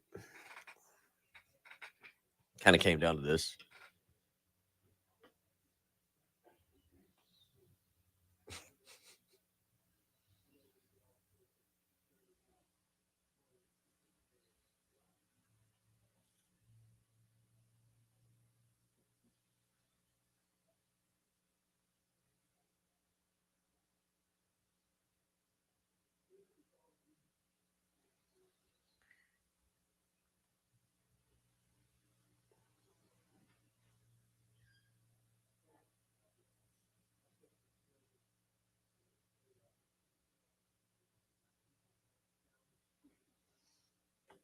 Oh,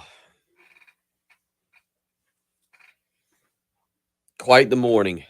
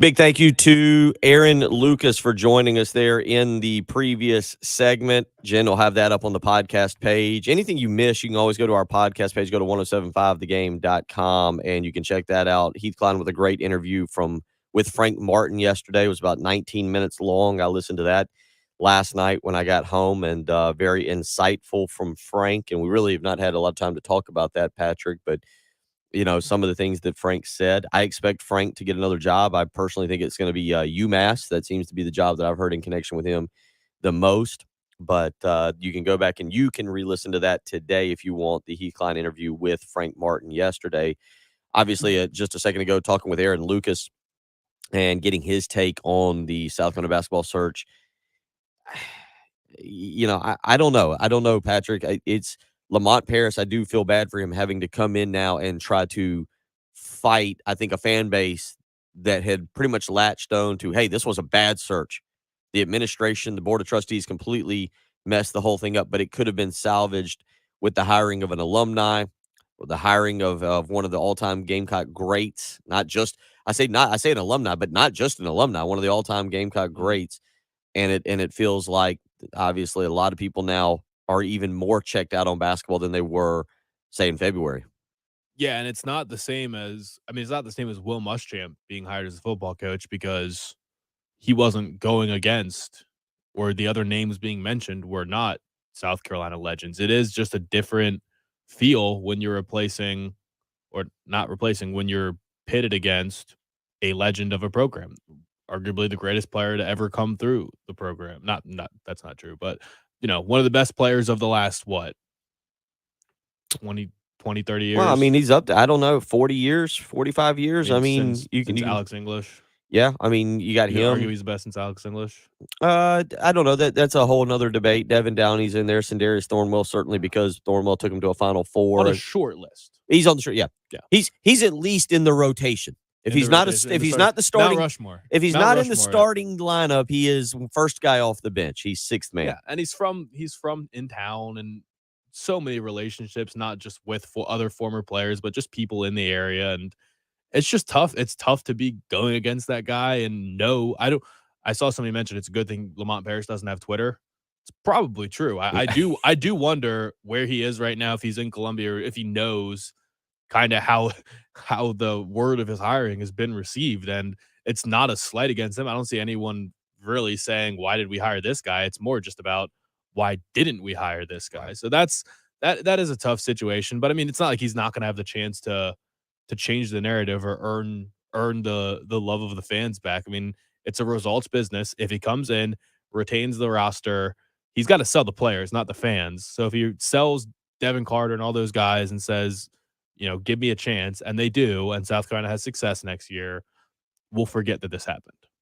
803-404-6100. We'll continue to take your phone calls or your text messages as well. Coming up in about 20 minutes, we'll catch up with Gene Henley of the Chattanooga Times Free Press to get a little bit more information on Lamont Paris. We've been talking a lot about that. Let's revisit, though, some other news nationally. Yesterday, Matt Ryan now off to the Indianapolis Colts. And Patrick, again, from an AFC standpoint, this is a move. The more you talked about it, I would have thought, man, if the Colts are in the NFC, they're one of the top 4 or 5 teams. In the AFC, they're still outside of the top 5, probably. Yeah, I think probably well outside the top 5 too. They'll be in the playoffs, I would assume. I mean, they do have a very strong roster. They're not filled with superstars, but the weird thing is they've got a good, well-rounded roster with no huge holes, but they still have a boatload of money. They had the most money in the league to work with this year, and I think the Matt Ryan, I don't know what the exact numbers are, and maybe those figures will come out in the next couple of days, but Matt Ryan to the Carson Wentz cost will kind of offset each other. The Falcons are going to be left with a enormous dead cap, and that will eliminate any chance for them to be a part of the rest of free agency this year. But the Colts have now a signal caller they can trust in big moments. That was always the problem with Carson Wentz, is when the moment got biggest, he got the smallest. And that's not necessarily been the case with Matt Ryan. They call him Matty Ice. I don't know that he's necessarily known for orchestrating incredible fourth quarters or comebacks or anything like that, but 28-3 was not his fault. It was Kyle Shanahan's fault for stopping throwing the football and trying to play safe. He didn't let Matt Ryan go out and win that game, but every chance he did, Matt Ryan made plays. So, I mean, I think it's a good move. I would like to see the Colts get active and get another receiver. I mean, Michael Pittman's fine. He's not a true number one. He hasn't proved that he can carry that load. Paris Campbell has been disappointing. He's one of the fastest guys in the NFL, but you got to get someone to pair with them, and we'll see how it goes. We'll continue talking about it. We'll get into some interviews with Gene Henley and John Whittle in the next hour. A lot going on here. We're rolling along. It is the Tuesday morning episode of The Early Game on 107.5 The Game.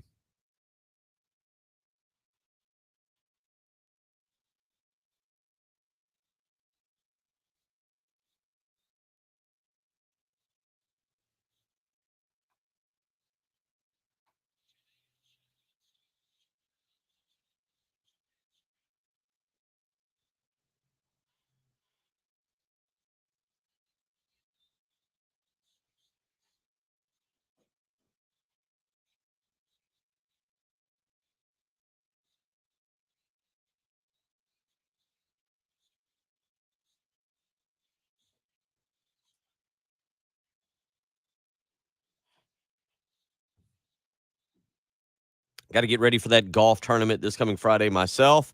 And it all starts with a great night of sleep. And with a Sleep Number bed, that's exactly what I get. Put the Sleep Number setting on 45, wake up rested, refreshed. I'm ready to go each and every day. You should do the same. Why choose proven quality sleep from Sleep Number? Because every great day starts the night before. And right now, don't miss Sleep Number's weekend special. That's right, the weekend special going on. You can save 50% on the Sleep Number limited edition smart bed plus special financing on all smart beds.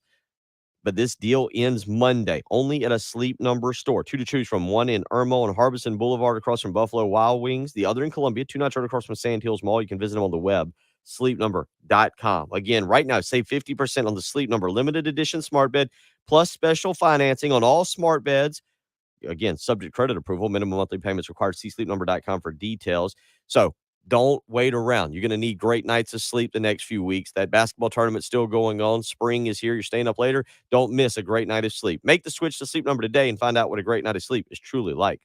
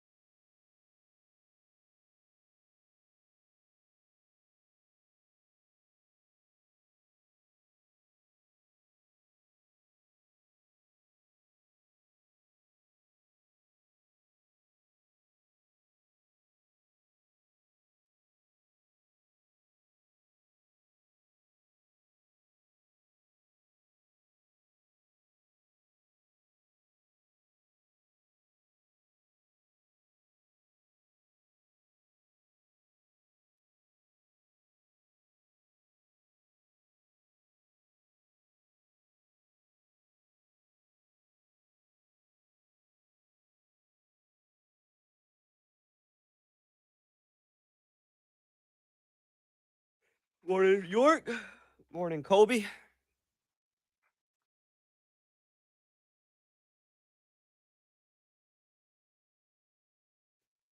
Yeah, I am glad it only took 7 days for us to deal with this coaching search. It's actually kind of a record.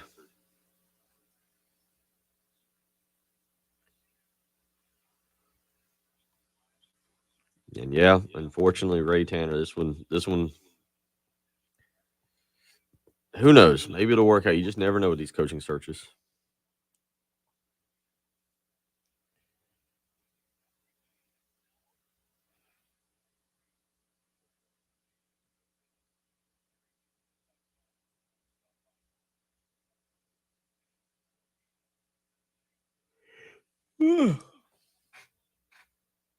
I actually got a decent night of sleep and still yawning a lot.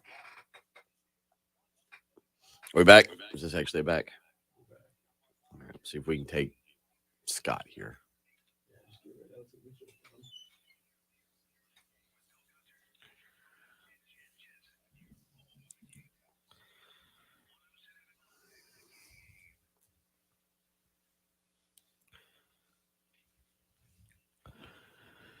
7:55 on a Tuesday, March the 22nd, coming up in about 10 minutes. We'll catch up with Gene Henley of the Chattanooga Times Free Press and get some information on new South Carolina basketball coach Lamont Paris.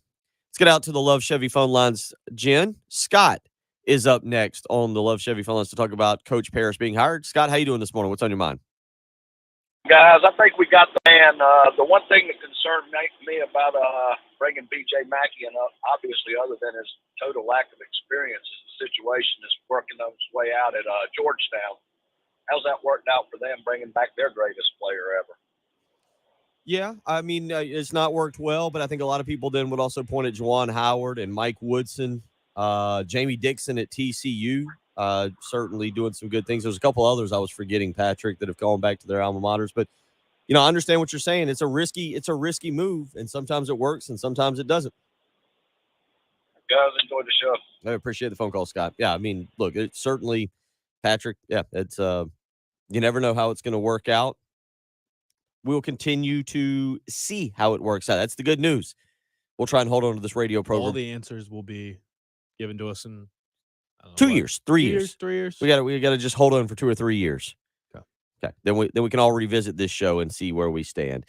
Coming up in the next hour, Gene Henley of the Chattanooga Times Free Press will join us to talk about Lamont Paris. He's pretty familiar with him. And John Whittle. There is a baseball game tonight. We'll talk about the series against Vanderbilt this coming weekend. It's the early game on 107.5, The Game.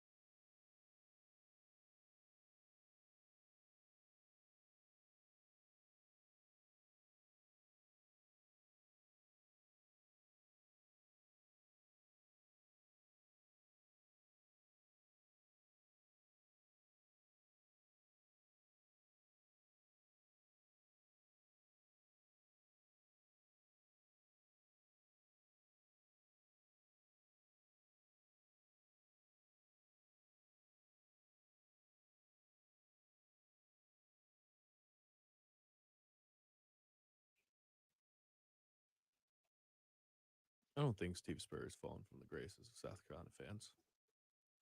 He's back.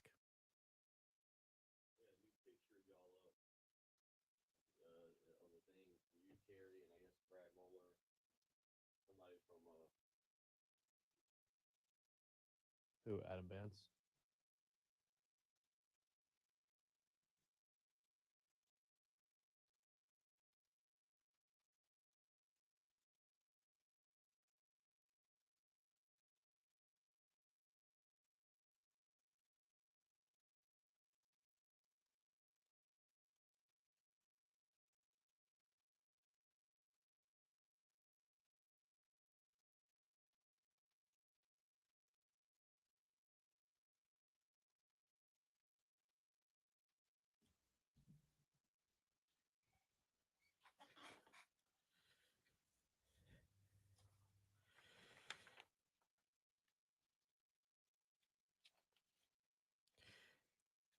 $8:01 on a Tuesday morning, March the 22nd.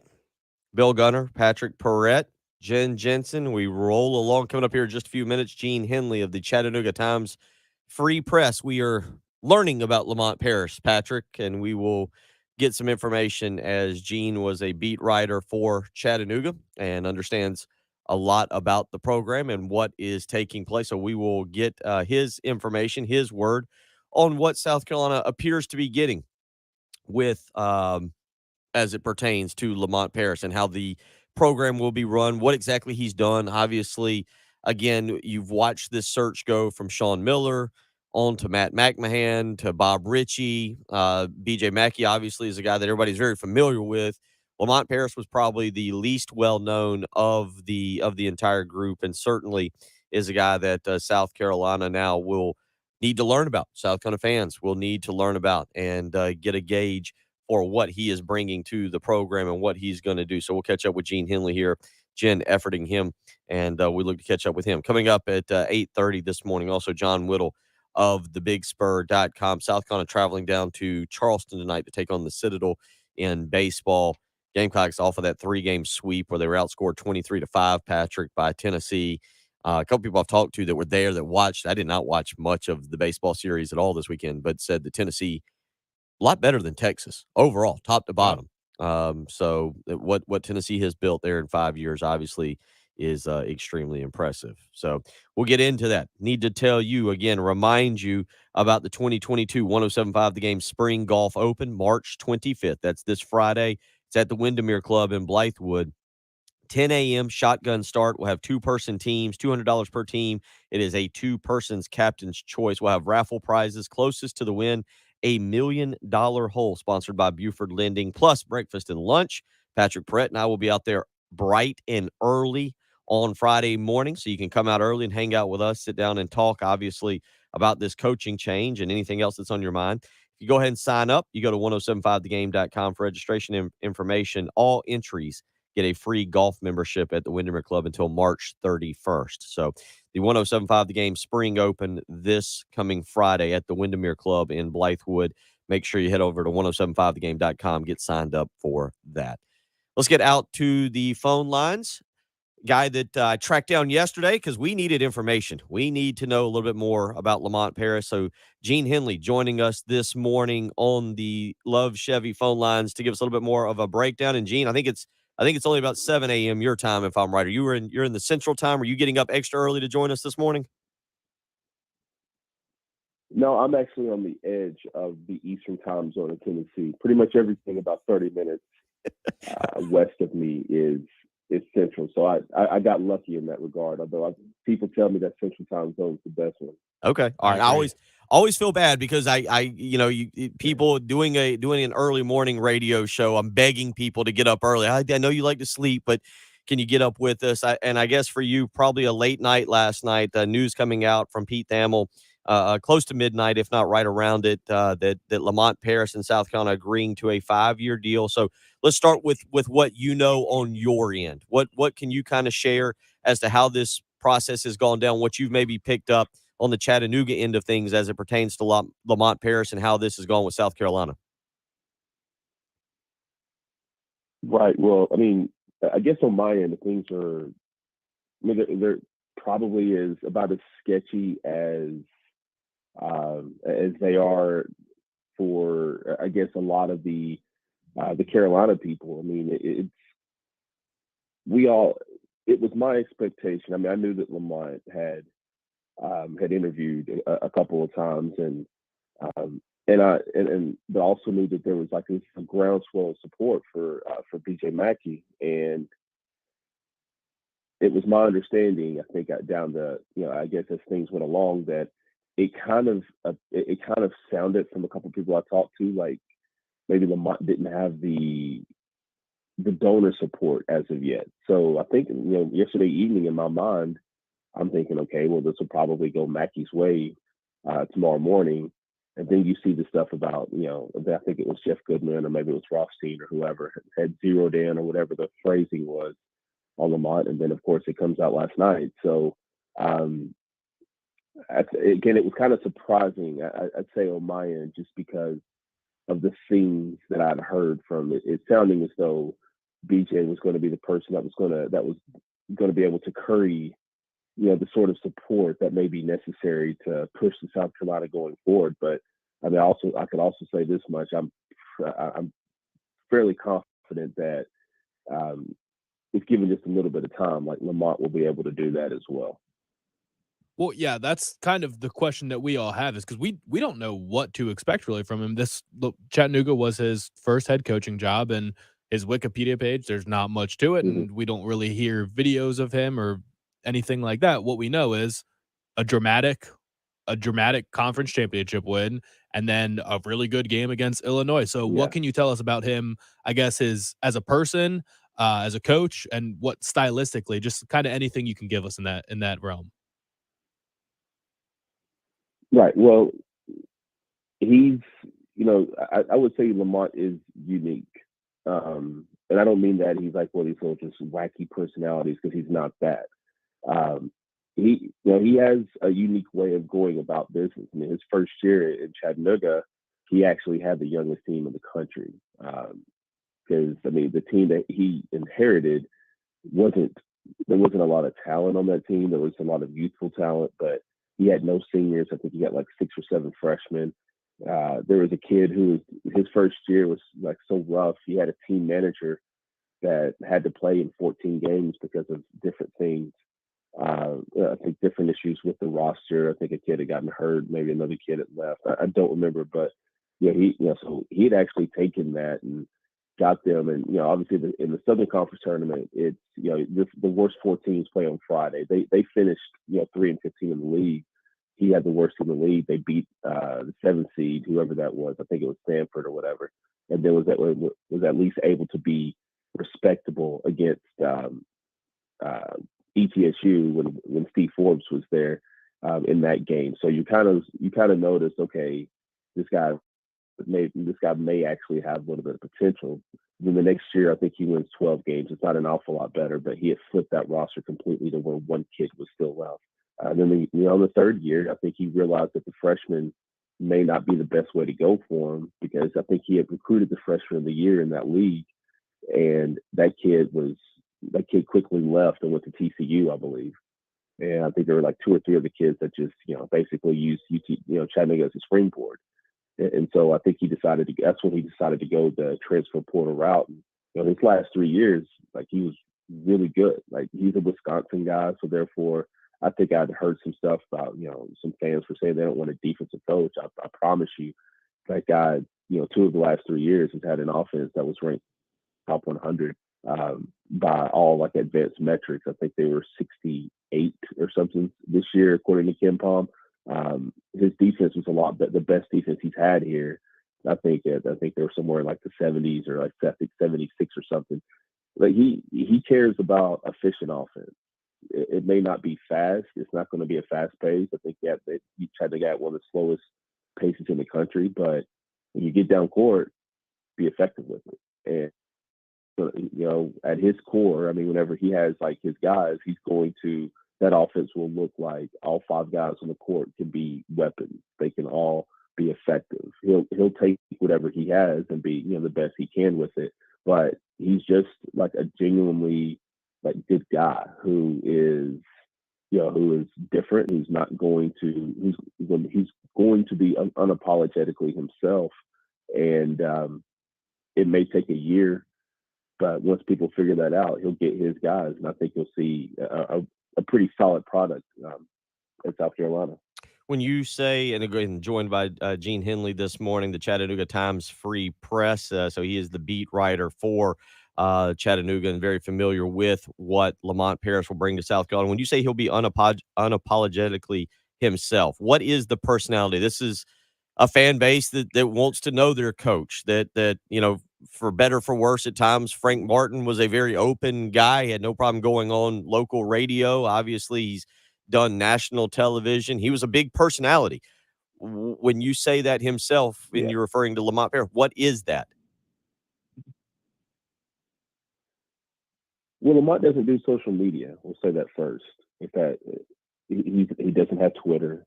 I'm assuming he doesn't have Facebook. He doesn't have Instagram. I think he kind of has people, to kind of do all the monitoring. I think that comes necessary with that. When I say he's unapologetically himself, I use that more so in recruiting, and I think I'd say it from a more genuine sense. I think there'll probably be questions about his ability to recruit. But when he was at Wisconsin, he had Tyler Hero in the bag. Hero was going to be a Badger. People forget about that. And the reason why he left, the reason why Hero opened up his recruitment was because Lamont left and took the Chattanooga job. And who knows what happens at Wisconsin that year? Maybe Hero doesn't look that way. I don't know, but you're going to know where you stand with him. He'll do all the sort of galvanizing things. The support that happens.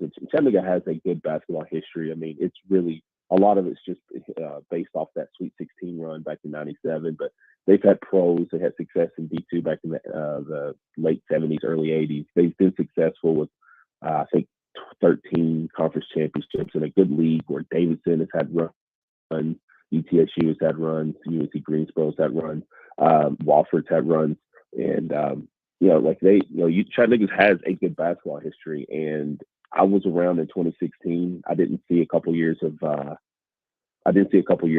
because I was actually covering Tennessee for our newspaper for 2 years. But I know what it was like when he got the program, and I saw the support this year, and that was something that he built. That was something that he created.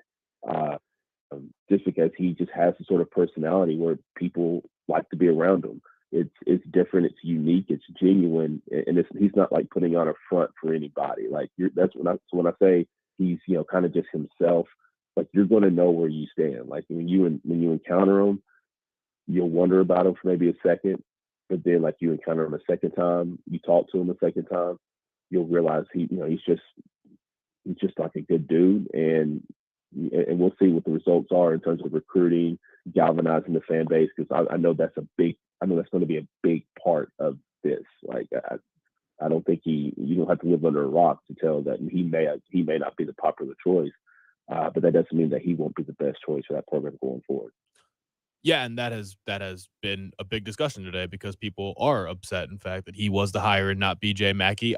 Is he, when you talk about someone that's going to win the press conference, are you expecting him to be someone that's going to come in there and win the press conference and change all the hearts and minds of South Carolina fans? Is he that kind of personality? No. Okay. That's not okay. All right, keep going. Well, look, I think people will. Look, man, I've seen guys go that route. He has a sort of dry humor about himself.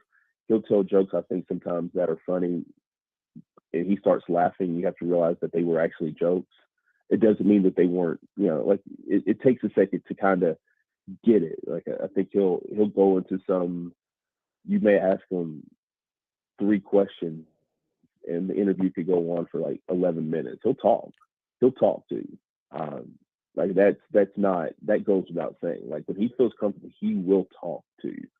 But he's going to go into that press conference just, basically saying he wants to be a stable hire.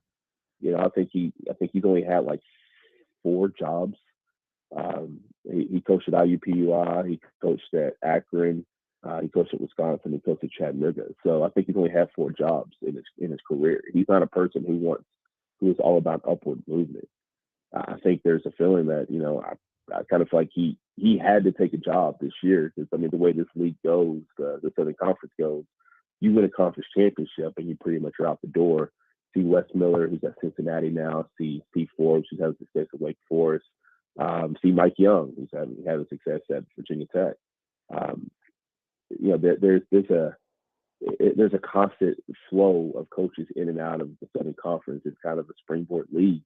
And he waited his turn. He built something up for 5 years, and then he got this opportunity. But he's not going to go in here and rah a bunch of stuff. I'm just telling you all that right now.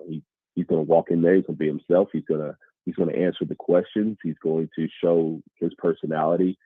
I think he's grown in that regard. So maybe the person in 2022 wasn't the person that I first encountered in 2017 in terms of like an opening press conference.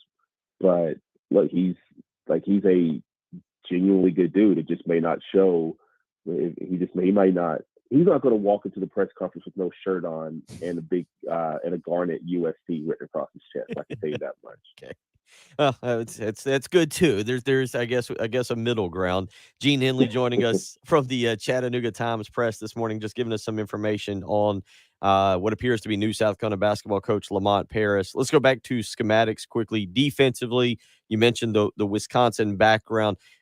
Will fans see more of a pressing style here, or is there more trapping, or are you going to see more just hard-nosed, half-court, man-to-man?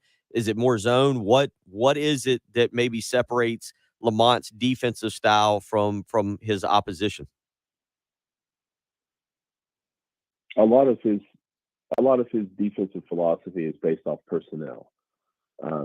So his mentality is defense is about effort and not so much scheme. Like he'll do some different things. I watched. He did a couple different things against Illinois, but you got a kid the size of Kofi Coburn. You kind of have to do a couple things differently. But like his he doesn't want. Chattanooga didn't really. They were good against the 3 this year, and I think that the league that they're coming from. The league that he's coming from, the Southern Conference. I want to say that he threw out a stat last week that 47% of all shot attempts in that league were from 3-point range. And I think most teams may have shot their average, but did not shoot their percentage, but didn't shoot their average in terms of shots made or attempted on the season. So like he wants to take away the 3, and because if you can take that away, make teams find other ways to score, and can teams be more effective in that regard? So he just wants to play half-court man-to-man defense. He may occasionally throw something else out there, but he's really just a half-court guy. I think he'll throw some 1-3-1 in there. He likes to put a big versatile guy at the top of the 1-3-1 and kind of affect some stuff. But he's pretty simple in his philosophy there. Like there's not going to be a lot of different changes and all this, that, and the other. Like he thinks that defense is about effort. He thinks that, if you can't guard your guy, I think he speaks a lot on, what's the word that he used? I'm sorry, I can't remember. Too early in the morning, I guess. He used to speak a lot on concepts and philosophies, and we didn't stick to our principles. That's the word he would always say. He has principles on defense, and those are pretty simple. But he's not going to throw a whole bunch of different things at opposing teams. He's just going to go out there and have his team play defense. He's going to recruit good players for that defense, and he's going to go from there. Gene, we appreciate you taking time out this morning. No, it has been a late night for you following this story, and I'm sure today doesn't get a lot better. And then you take where we were at last week. You start following a coaching search. Real quick, you got an idea of where Chattanooga may go? You are right. The Southern Conference continuously turns out very good coaches. It's kind of a cradle of coaches here in the South.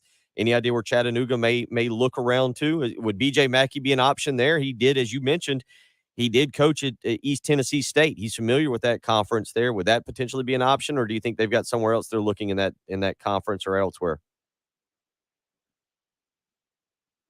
I think there may be some support for somebody on that Wake Forest staff. I don't think it will be Mackey. I think they historically have gone after first-time head coaches, young assistants who can kind of build something and move on. I mean, I've been told hundreds of names. Like this is a popular job because it's a public school in a good market.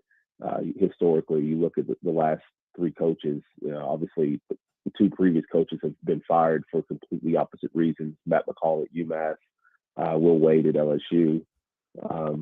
Obviously, completely different reasons there. But I think the thing is, you can win in Chattanooga, and Lamont and Matt McCall and Will Wade are kind of evidence of that. And so it's going to be all over the place. I mean, I think there's some that are kind of pushing for a stable hire, a guy that'll hang around 10 or 15 years. But I don't know how realistic that is in this league where nobody hangs around. I mean, there is a player on on Chattanooga's team who have been in the league longer than 8 of the 10 coaches in the league. And his first season was 2016. So it's not about stability. I mean, so we'll see. We'll see. I think there's some pushing for stability. Some are just pushing for a guy who can just build them up really quickly to be good next year because they're on a high right now. They don't want to come back down. So we'll see.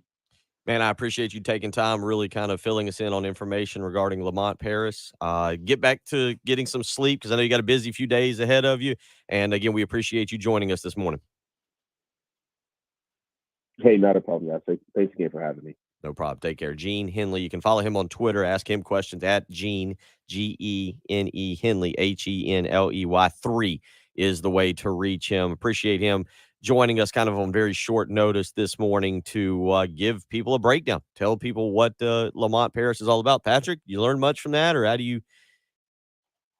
A little bit. I mean, I'm not expecting him to come in like Shane Beamer did for his press conference, I guess, at this point, but should play some good defense. Good defense. We'll see. There's kind of where you're at. Again, there will be plenty of other opinions out there, but Gene is the beat writer, covered Chattanooga very closely. You heard a lot of probably personal one-on-one conversations as he was very knowledgeable about Lamont Paris and how he will speak, how he will address the media.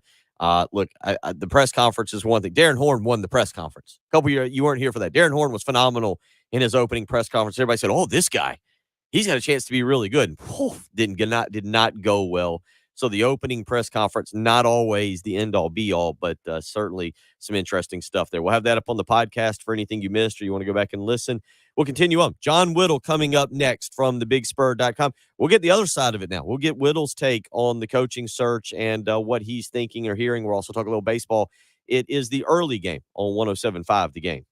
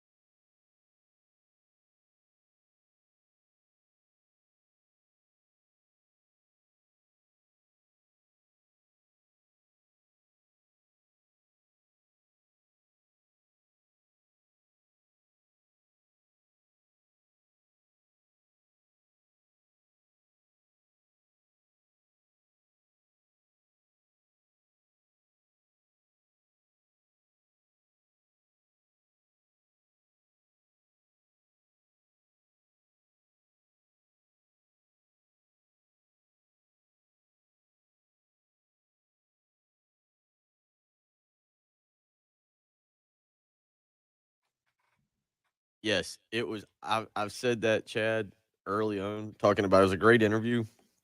But I've said I don't think Heath was ready for Martin's approach to the interview. You really should go back and listen to it today before you fall back asleep because there's some stuff in there like the part where Heath goes, Heath goes, so you know how they've said coaches will leave letters for the next guy in the drawer? Like if you were leaving a letter for the next coach, what would you leave? And Frank's just like, good luck. and and he's like, that's it? He's like, yeah, good luck. And he's like, so in the Twitter world, or maybe Martin's like, it's a Twitter world, Heath. Like characters, 140 characters, straight and to the point. I'll listen to it today. It sounds, I don't know. Heath just thought Frank would be on and say, "Oh yeah, everybody gets fired eventually." But he was salty, I guess. He was. I don't expect him to be happy they got fired, but he even says in there, he mentions he's like talks about at Kansas State. He left, so he told the players to stay and continue. But he's like, I'll tell them to do what's best for them.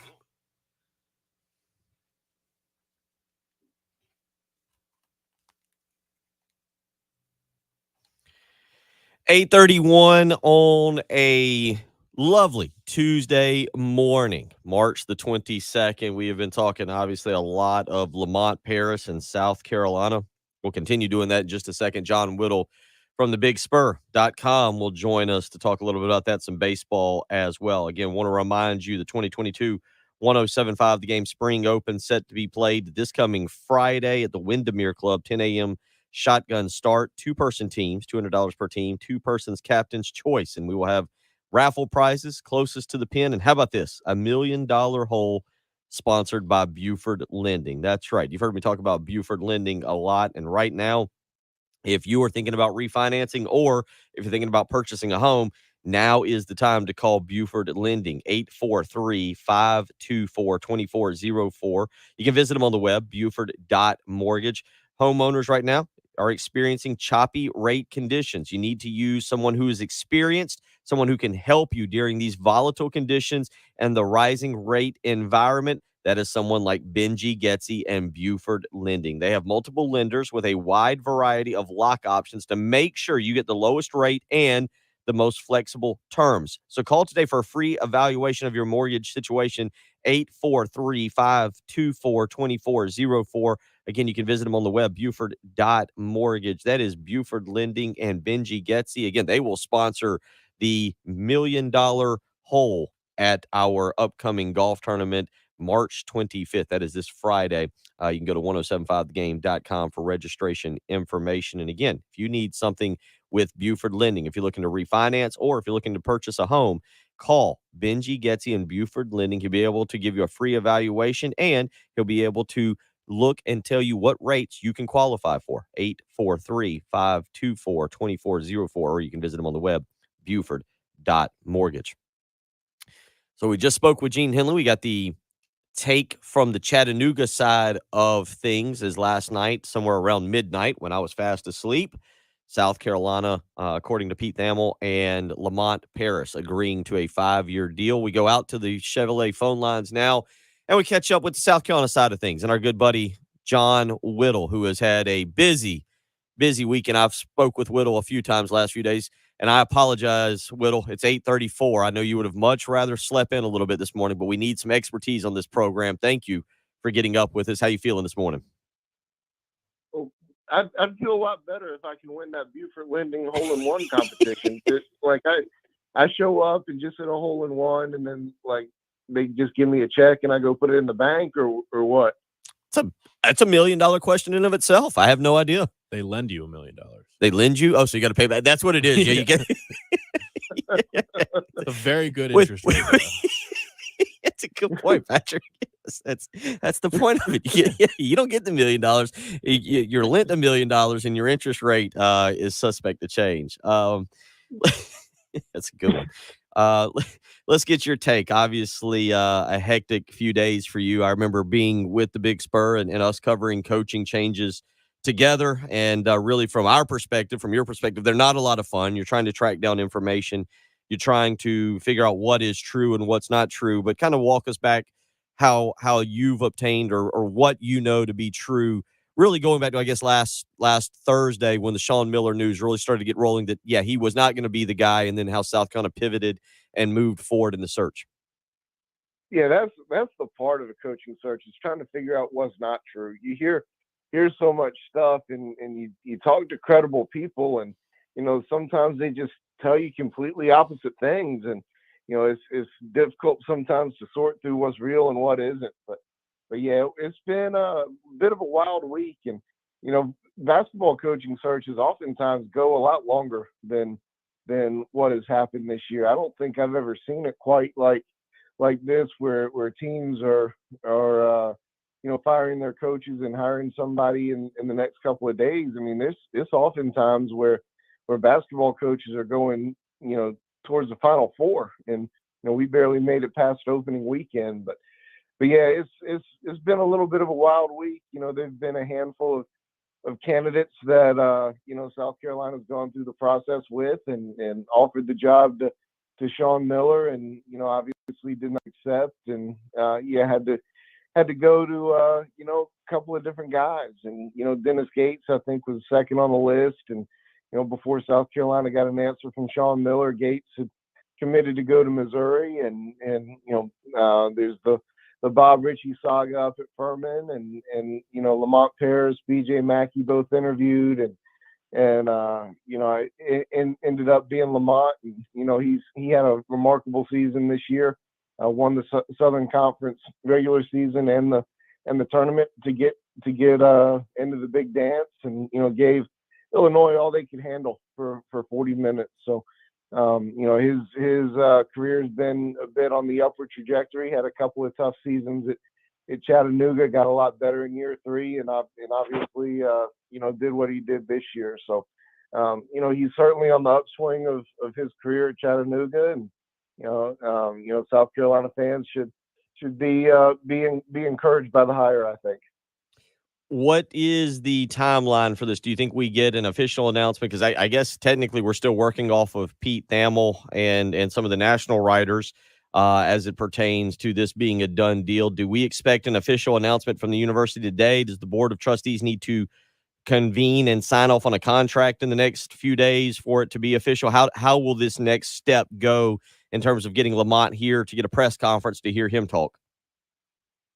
Yeah, I need to double check on that situation. We talked about figuring out the information on, I've heard a couple of different things on that too. So I'm not 100% sure on that. When South Carolina can get him a term sheet that he can sign, then it should be ready to go from that point. And I would like to think that happens here pretty soon. Nothing will be I guess he won't be fully under contract until the Board of Trustees can approve it, because his contract will be above the $250,000 minimum or whatever. So that'll probably be a little bit before his contract is officially official. But I would think that South Carolina will have something done at least by tomorrow, maybe perhaps today.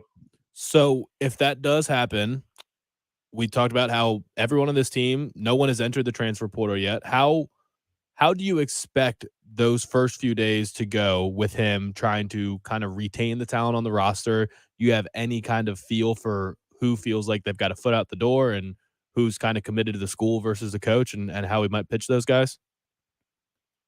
Yeah, I mean, that's a great question, and certainly credit to the players for hanging in there to see what the administration does in terms of hiring a new coach. So many times you see guys just immediately get out of a place, when there's a coaching change. But credit to these guys for hanging in there, and the people who are influencing those guys and their decisions. So at least give the school a shot to see what they can do. If they've waited this long, I see no reason why these guys wouldn't have that first team meeting and have that first individual meeting, and that would probably happen about the second that he walks through the door. I'd imagine that happens here in the next few days. So, it'll be. I think that'll be a pretty quick process, and then those guys are going to have to make a decision. And some of these guys are obviously trying to decide whether to come back or go play professional ball.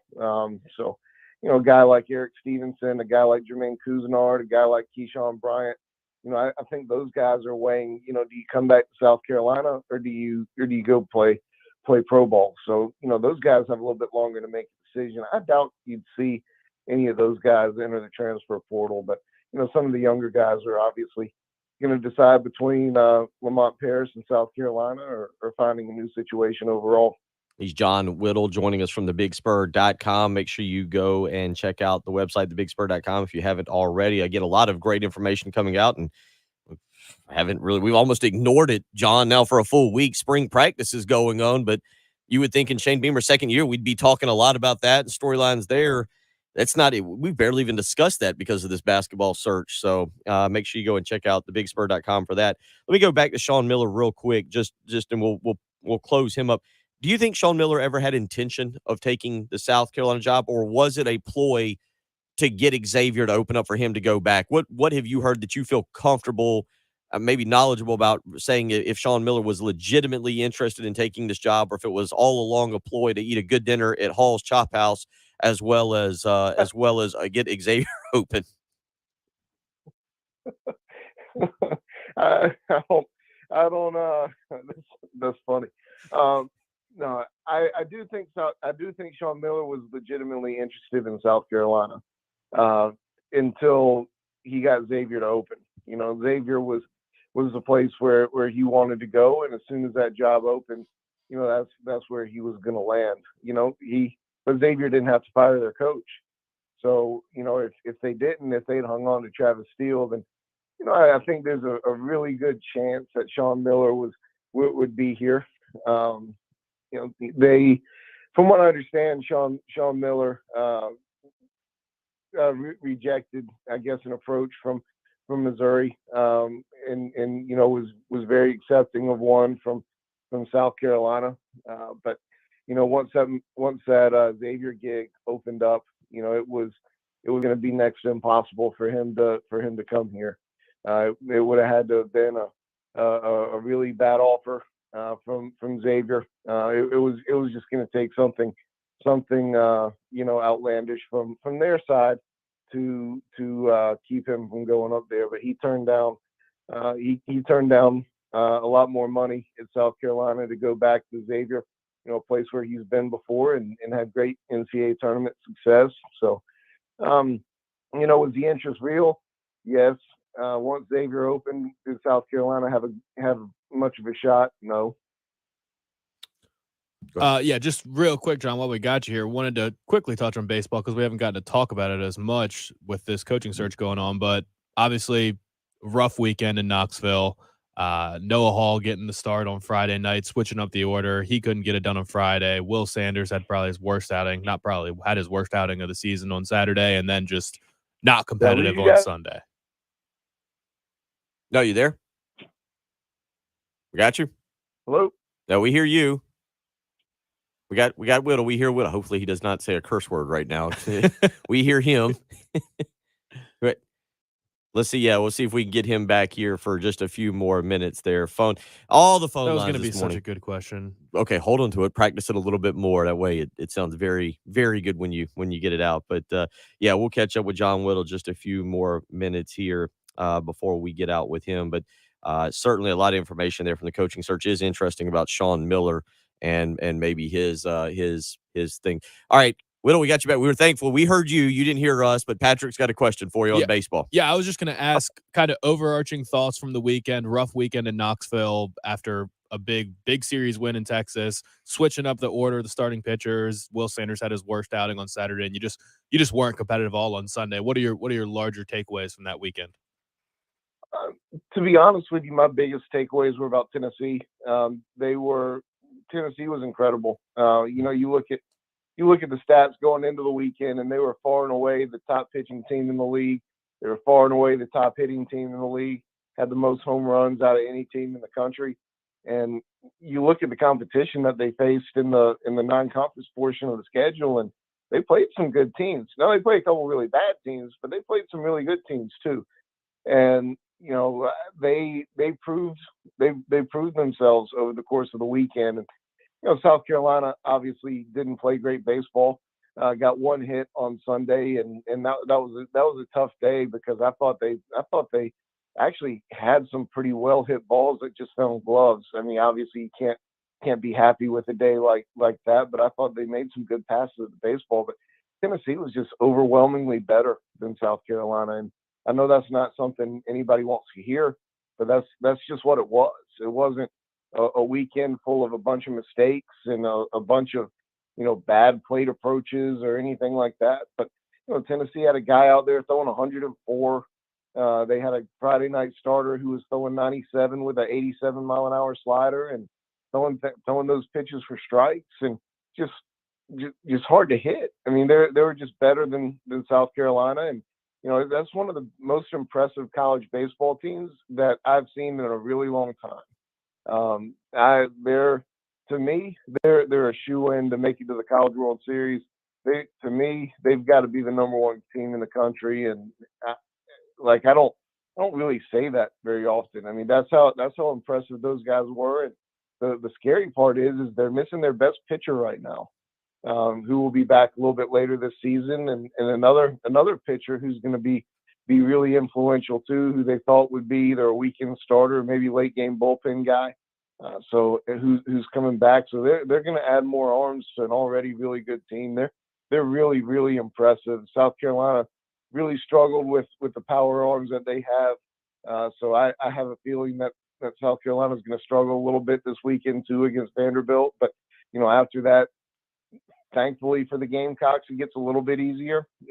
Ole Miss, number one team in the country, is a couple weekends away. But besides that, it gets a little bit easier for them. So I think they'll be a little bit more competitive going forward after this weekend. But this weekend might be a little bit tough too. He's John Whittle. Make sure you follow him on Twitter at John M. Whittle is the way to do that. Make sure you check out all the work on thebigspur.com. Appreciate you taking time to join us this morning, buddy. Always appreciate you being a part of the program and look forward to catching up again in the next week or two to get your take as we move forward through spring practice. We get further into this basketball, new coaching hire, and, of course, baseball as well. So enjoy the rest of your day and, keep an eye out there for anything going on. It's a busy time of the year. All right, I'll see y'all at the Buford Lending $1 million hole-in-one hole here soon. We'll have that lending check for you. Great interest rates available. Great interest rates. Take care, John. Appreciate you guys. Take care, buddy. 803-404-6100. We'll come back and wrap up the program. It's the early game on 107.5 The Game.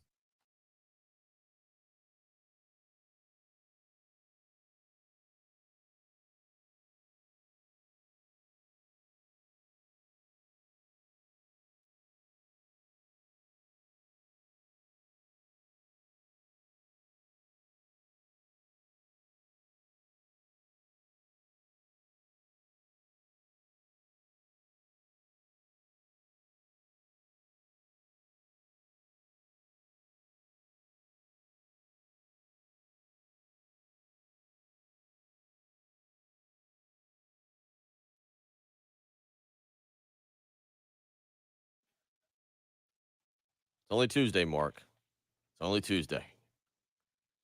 And technically, I guess for most people, they're only about an hour to 48 minutes into Tuesday. So let's just say rough Monday because, oh, boy.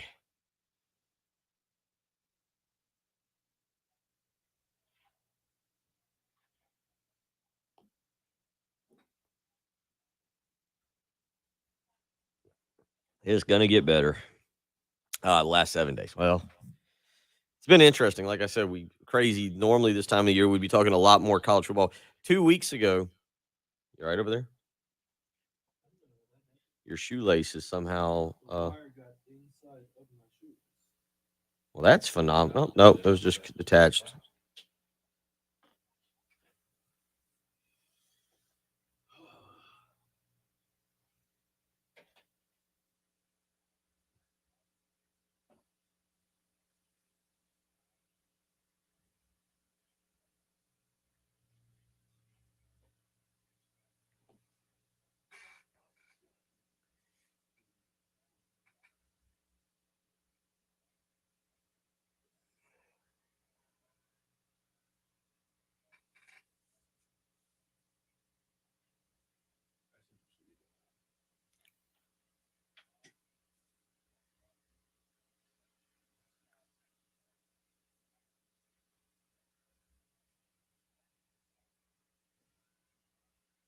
Yeah, I figured she said 46. Yep, Craig. I've narrowed down April 9th will be the relaunching of for the summer because that's the next weekend I have without soccer or anything to do. So I've just narrowed it down. We're just gonna go with April 9th. It'll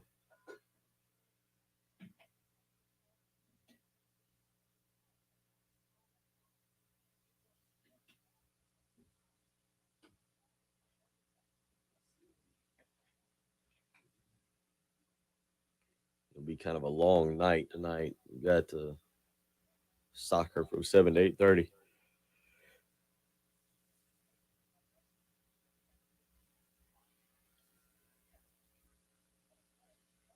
No good. I was afraid we were gonna have a caller. And like you said, we weren't gonna have much time left.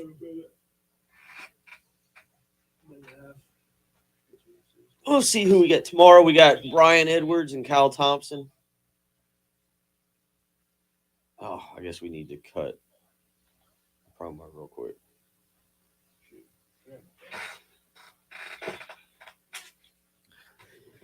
You want to do it right now?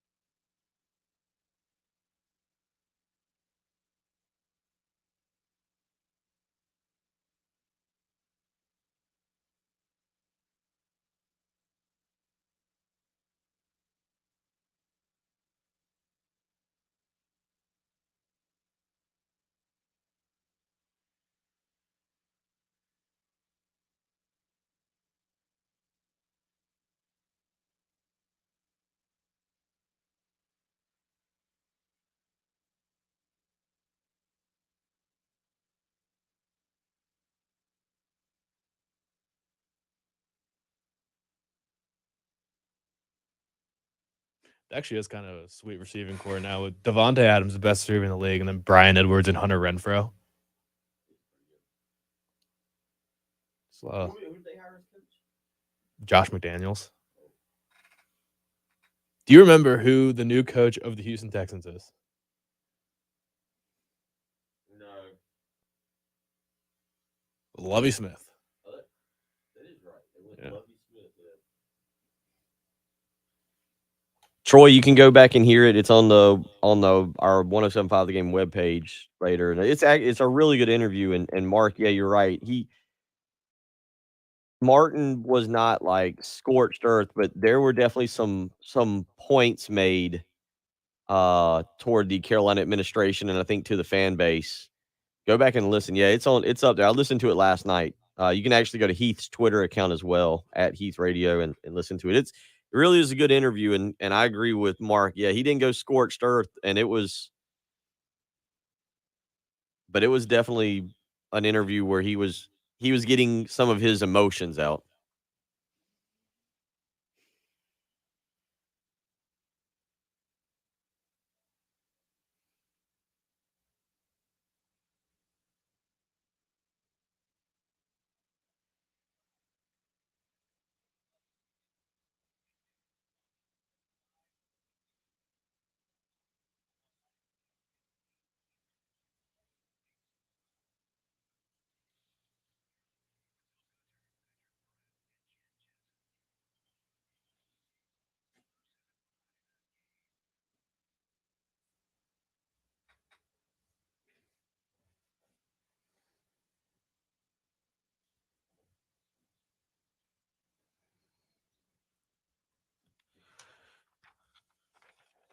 All Elite Wrestling. That's right. It is making its debut in South Carolina. Listen this week for a chance to win a pair of tickets to the Dynamite/Rampage show at Colonial Life Arena Wednesday, March 30th. Tickets are actually on sale now, but if you listen this week, you have a chance to win a pair of tickets to the Dynamite/Rampage show.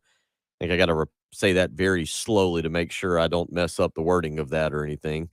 It is the All Elite Wrestling making its South Carolina debut again. If you listen this week to 107.5 The Game, you have a chance to win a pair of tickets to the Dynamite/Rampage Rampage show at the Colonial Life Arena on Wednesday, March 30th. Tickets are on sale now, and you can actually go and purchase those. It's been a busy show, Patrick. Obviously, the news of Lamont Paris coming out late last night. I think I got a text message around midnight, actually. Woke up around 4 a.m. and saw it.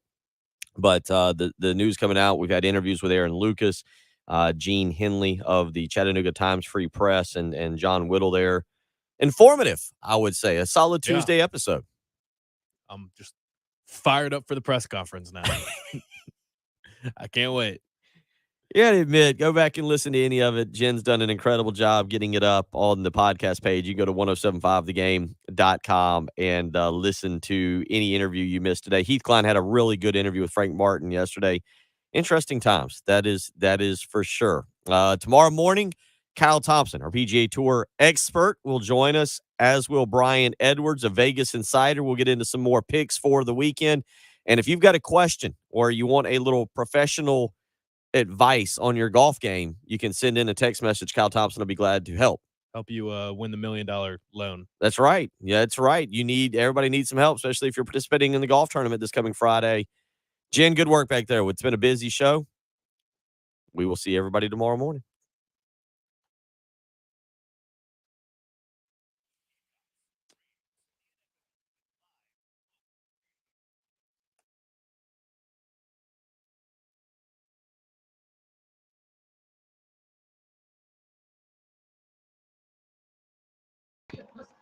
All right, everybody. That's it. See you tomorrow. Good job, everybody. Excellent work.